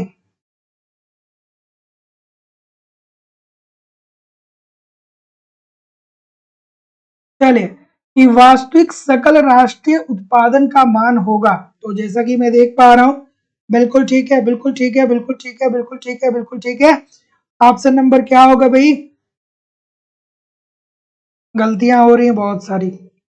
डी उत्तर होगा यार, इतने सारे लोग गलत क्यों कर रहे हैं? तो जितने लोग भी डी बोल रहे हैं कि मौद्रिक सकल राष्ट्रीय उत्पाद इनटू चालू वर्ष में कीमत स्तर और आधार वर्ष में कीमत स्तर। अब ये प्रश्न ऐसे हैं जिसको एक बार थोड़ा सा ध्यान से देख लेंगे तो बहुत आसानी से इस प्रश्न को कर सकते हैं, ठीक है। तो वास्तविक सकल राष्ट्रीय उत्पादन का जो मान होगा वो मौद्रिक सकल राष्ट्रीय उत्पाद इनटू चालू वर्ष में कीमत स्तर अपान आधार वर्ष में कीमत स्तर होता है। Option number D according to the question this is the right answer हो जाएगा। अगला प्रश्न ये रहा कि ये बता दीजिए कि यदि बाजार मूल्यों पर राष्ट्रीय आय में परिधान जोड़ दिया जाए और अप्रत्यक्ष कर को घटा दिया जाए तो वह राशि बराबर होगी। अब देखिए, ये तो हम लोगों ने शायद ऑलरेडी देख लिया, ये प्रश्न देख लिया था ना, इस प्रश्न को देख लिया था। तो जितने लोग भी ये बोल रहे हैं साधन कीमत पर राष्ट्रीय आय के, सभी लोग का उत्तर यहाँ पे बिल्कुल ठीक हो जाएगा कि यदि बाजार मूल्यों पर राष्ट्रीय आय में परिधान जोड़ दिया जाए और अप्रत्यक्ष कर घटा दिया जाए तो वह राशि जो होता है वो बराबर होता है साधन कीमतों पर राष्ट्रीय आय के। Option number A this is the right answer हो जाएगा। अगला, व्यक्तिगत आय बराबर होती है। व्यक्तिगत आय क्या होती है? एक होता है दोस्तों मौद्रिक आय, ठीक है, एक होता है मौद्रिक आय और दूसरा होता है व्यक्तिगत आय, ठीक है। व्यक्तिगत आय नहीं, व्यय योग्य आय, ठीक है, व्यय योग्य आय, ठीक है। व्यक्तिगत आय अलग चीजों के हैं, लेकिन ये भी ध्यान रखिएगा कि एक होता है मौद्रिक आय और दूसरा होता है व्यय योग्य आय। यहां से भी प्रश्न बनते हैं, एक सेकेंड। एक होता है मौद्रिक आय, ठीक है, और दूसरा होता है व्यय योग्य आय, यहां से भी प्रश्न बनते हैं। तो मौद्रिक आय का मतलब क्या हुआ कि आपको सैलरी मिल रही है 60,000 रुपए और पता चले कि उसमें क्या है कि कुछ पैसे कट जा रहे हैं, ठीक है, जैसे अप्रत्यक्ष कर के रूप में कुछ इंश्योरेंस का पैसा है, कट के आपके हाथ में क्या आ रहा है, 50,000 रुपए आ रहा है, 10,000 रुपए कट रहा है। तो आपकी एक्चुअल मौद्रिक मजदूरी क्या है, 60,000 रुपए है, लेकिन व्यय योग्य आपके हाथ में 50,000 रुपए ही आ रहा है, तो आप इसी को खर्च कर सकते हैं। तो जैसा कि मैं देख पा रहा हूँ, क्या उत्तर आ रहा है भैया? जितने लोग भी सी बोल रहे हैं कि व्यय योग्य आय प्लस व्यक्तिगत प्रत्यक्ष कर, मतलब ये वाला जो कर है, ये वाला जो कर है व्यय योग्य जो आय है और जो प्रत्यक्ष कर आप कटा दे रहे हैं उन दोनों का योग होता है व्यक्तिगत आय। तो क्या व्यक्तिगत आय जो होगा वो मौद्रिक आय के बराबर होगा? व्यक्तिगत आय, ये व्यक्तिगत आय पूछ रहा है, व्यय योग्य आय नहीं पूछ रहा है ना, तो व्यय योग्य आय नहीं पूछ रहा है, ये व्यक्तिगत आय पूछ रहा है, ठीक है। तो क्या व्यक्तिगत आय मौद्रिक आय होता है? ठीक है, तो देखिए व्यक्तिगत आय बराबर होगा व्यय योग्य आय प्लस व्यक्तिगत प्रत्यक्ष। मतलब आपको ये आय हो रही है लेकिन आप इसको क्या कर दे रहे हैं, इसको आप गवर्नमेंट को कर के रूप में दे रहे हैं। तो जितने लोग भी क्या बोल रहे हैं, सी बोल रहे हैं, सभी लोग का उत्तर यहाँ पे बिल्कुल ठीक हो जाएगा, है ना। अगला, चलिए इस प्रश्न का उत्तर करिए, क्या उत्तर आएगा भैया? बिल्कुल ठीक है। अरे नहीं भैया, व्यय योग्य आय होगा और प्लस उसमें हम जोड़ेंगे प्रत्यक्ष कर को, तब जाके वो मिलेगा व्यक्तिगत, ठीक है। माइनस नहीं होना चाहिए, वो जो प्लस दिया है वो ठीक दिया है ना। माइनस प्रत्यक्ष कर तब होता है, माइनस तब होता है जब वहां पे देता कि व्यय योग्य आय क्या होता है। ठीक है? चलिए, तो ऑप्शन नंबर उस भारतीय अर्थशास्त्री का नाम चुनिए जो राष्ट्रीय आय के आंकड़ों की गणना के में विशेषज्ञ माना गया। बिल्कुल ठीक है, अभी हम लोगों ने कुछ देर पहले देखा था ना, कौन? प्रोफेसर बी के आर बी राव। ठीक है, तो जितने लोग भी सी बोल रहे हैं सभी लोग का उत्तर यहाँ पे बिल्कुल ठीक हो जाएगा। अगला, आर्थिक समृद्धि में क्या सत्य नहीं है? बढ़िया सा प्रश्न है, बिल्कुल ठीक है। ठीक है,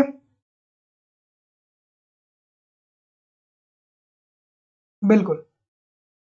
चलिए, तो अगला प्रश्न ये रहा, आर्थिक समृद्धि में क्या सत्य नहीं है? आर्थिक समृद्धि के लिए कौन सी बातें ठीक नहीं है? आर्थिक समृद्धि किससे संबंधित है? विकसित देशों से संबंधित है, और विकसित देश जो होते हैं वो आत्मनिर्भर होते हैं। ठीक है, मतलब उनकी जो मांग होती है उसकी पूर्ति खुद ही कर लेते हैं। ठीक है, तो ऐसी स्थिति में विदेशी व्यापार और महत्वपूर्ण नहीं होगा। ठीक है, तो जितने लोग भी डी बोलेंगे सभी लोग का उत्तर यहाँ पे बिल्कुल ठीक हो जाएगा। अगला प्रश्न,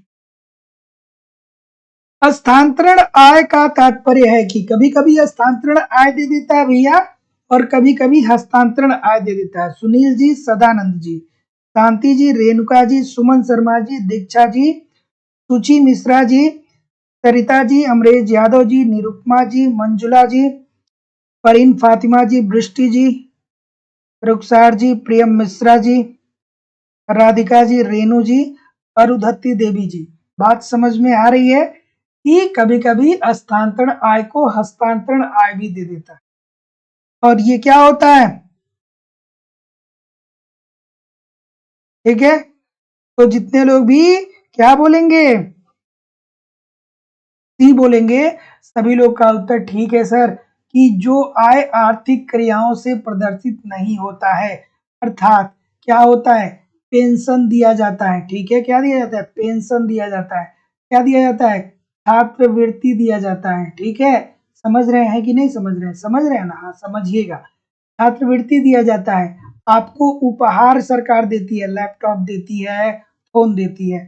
ठीक है, तो वास्तविक रूप में एक जो पेंशनधारी है, सरकार को कोई सेवा नहीं दे रहा है, लेकिन फिर भी सरकार उसको क्या दे रही है? पैसे दे रही है। छात्रवृत्ति, छात्र पैसा कोई छात्रवृत्ति, छात्र कोई कार्य नहीं कर रहा है, लेकिन फिर भी छात्र के सपोर्ट के लिए क्या कर रहा है? सरकार पैसे दे रही है, उपहार दे रही है। क्यों? क्योंकि भैया हमको अच्छा बनना है। अगला, इस प्रश्न का उत्तर करिए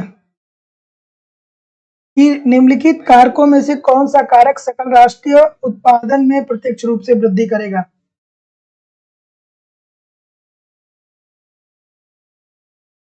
चलिए भाई,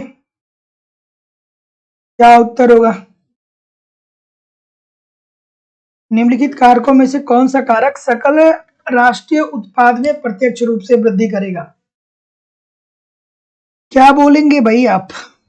बताएंगे मुझे?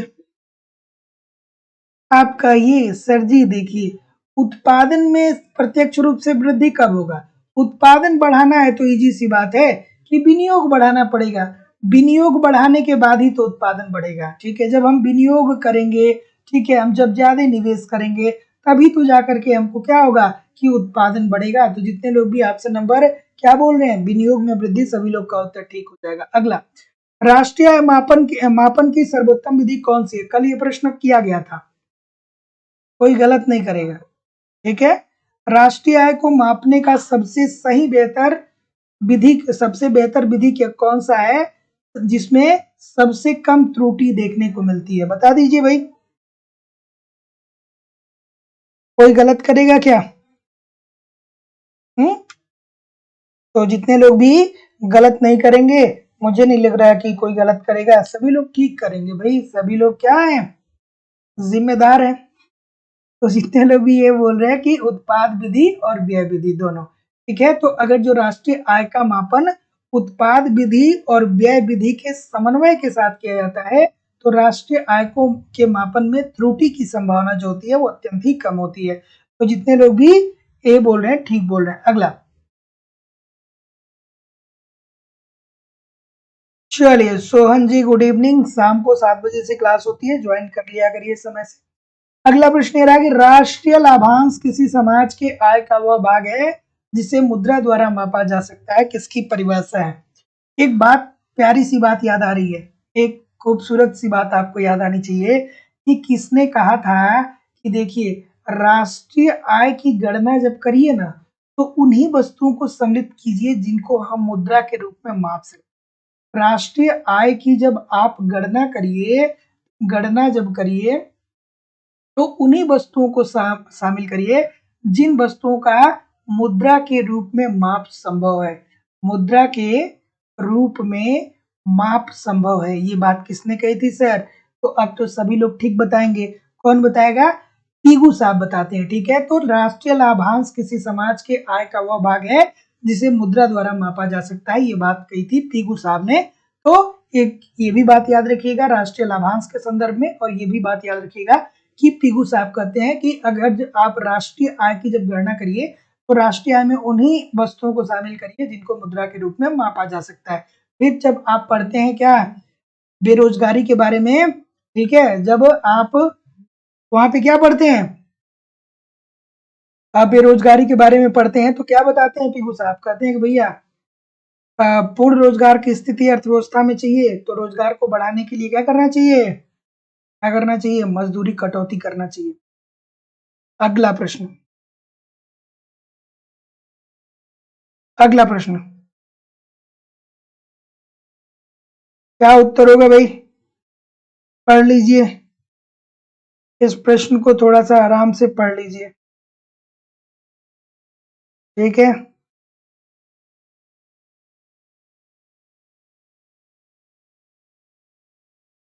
इस प्रश्न को आराम से पढ़ लीजिए।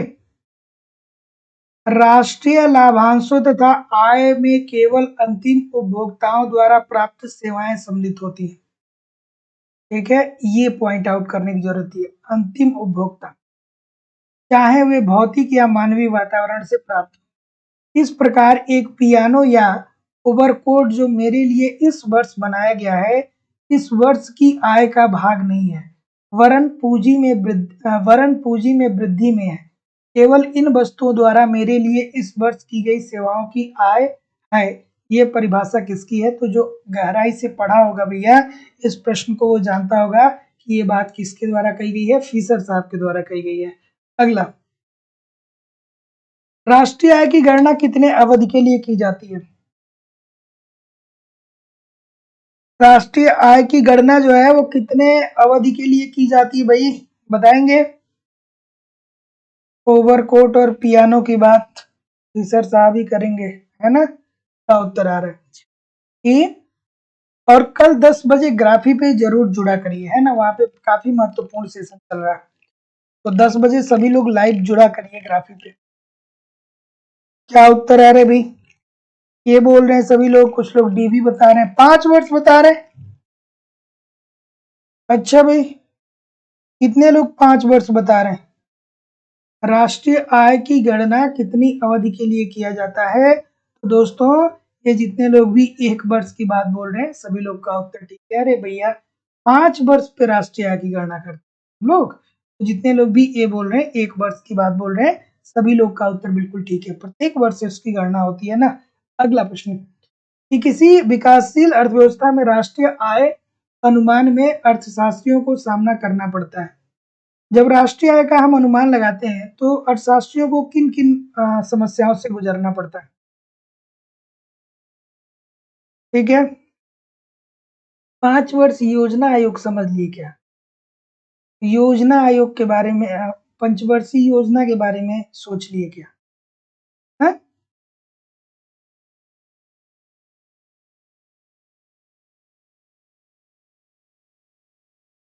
ठीक है,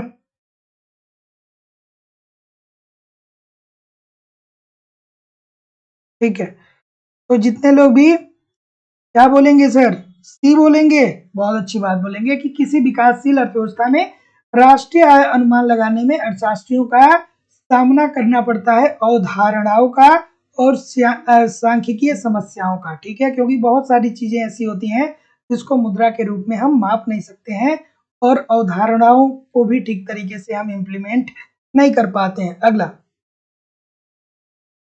कहीं भी जाइएगा नहीं, सभी लोग कमेंट करके बताइए कि कितने प्रतिशत प्रश्न आपके सही हुए। और दोस्तों, हमारी इकोनॉमिक्स की जो दूसरी क्लास होती है वो लाइव स्टडी इलाहाबाद के मोबाइल एप्लीकेशन पे होती है। यहाँ पे मैं जिम्मेदारी और विश्वास से कह रहा हूँ कि अगर जो आप ईमानदारी से सारे कॉन्सेप्ट को पढ़ते रहेंगे ना, तो आपको कहीं भी इधर उधर से कुछ भी कलेक्ट करने की जरूरत नहीं होगी। सारी चीजें मेरे द्वारा आपको दी जा रही है। आपके सिलेबस के अनुसार इकोनॉमिक्स के सारे कॉन्सेप्ट सिंपल सटीक साधारण भाषा में पढ़ाए जा रहे हैं। साथ ही साथ दोस्तों, आपको इकोनॉमिक्स के कंप्लीट नोट्स भी दिए जा रहे हैं ताकि आप नोट्स को पढ़िए, अपना रिवीजन करिए कि आपकी तैयारी कैसी चल रही है और आपके एग्जाम में किस प्रकार के प्रश्न पूछे जाते हैं टेस्ट सीरीज के माध्यम से। और प्रीवियस ईयर के क्वेश्चन पेपर भी आप देखिए और आप करंट भी कवर आपको कराया जाएगा। सब कुछ कवर कराना हमारी जिम्मेदारी है दोस्तों। मैं जिम्मेदारी और विश्वास से कर रहा हूँ, बस आप ईमानदारी से पढ़िए। लाइफ टाइम की वैलिडिटी आपको दी जा रही है। एप्लीकेशन पे पढ़िए, इन सारी चीजों को फॉलो करिए, यूट्यूब पे प्रैक्टिस करते रहिए, कहीं भी इधर उधर से कुछ भी कलेक्ट करने की जरूरत नहीं होगी। हमारी जो बैचेज चल रही है वो उत्तर प्रदेश टीजीटी पीजीटी के लिए, झारखंड टीजीटी पीजीटी के लिए, मध्य प्रदेश स्टेट, मध्य प्रदेश सेट, मध्य प्रदेश का जो मेंस एग्जाम होने वाला है उसके लिए भी बैचेज है, LT grade, GIC lecturer, UGC NET और उत्तराखंड लेक्चरर के अलग अलग बैच है। सभी बैचेस में आपको सिलेबस के अनुसार सारी चीजें पढ़ाई जा रही हैं। किसी भी इंक्वायरी के लिए इस नंबर पे कॉल कर सकते हैं। एडमिशन की जो फीस है वो बहुत कम है, ठीक है, लाइफ टाइम की वैलिडिटी के साथ, और इतनी सारी चीजें दी जा रही हैं। एडमिशन की फीस बहुत कम है। Madhya Pradesh state, Madhya Pradesh SET, assistant professor UGC NET की फीस 2500 रुपए है। Uttar Pradesh TGT PGT, Jharkhand TGT PGT और उत्तराखंड लेक्चरर के साथ साथ अन्य परीक्षाओं की फीस केवल और केवल 2000 रुपए है। आपको ये फीस जो है इस नंबर पे सिंपली पेमेंट करना होगा। गूगल पे, फोन पे या पेटीएम के माध्यम से सीएम नंबर नीचे आ रहा है, इस नंबर पे भी कर सकते हैं, एक ही नंबर है।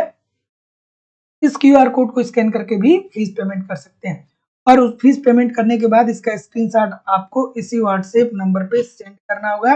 कोई भी इंक्वायरी होगी तो इस नंबर पे कॉल कर लीजिएगा और व्हाट्सएप मैसेज कर लीजिएगा, ठीक है। या डिस्क्रिप्शन बॉक्स में जाइए, एप्लीकेशन का लिंक है, एप्लीकेशन को डाउनलोड करके वहां से डायरेक्ट भी कोर्स को परचेज कर सकते हैं। Thank you very much everybody. आज मैं आपके कमेंट को नहीं पढ़ पाऊंगा, लेकिन हम लोग मिलेंगे कल शाम को 7 बजे एक नए उत्साह, नए एनर्जी के साथ। तब तक के लिए आप पढ़िए, आगे बढ़िए दोस्तों। नमस्कार, धन्यवाद।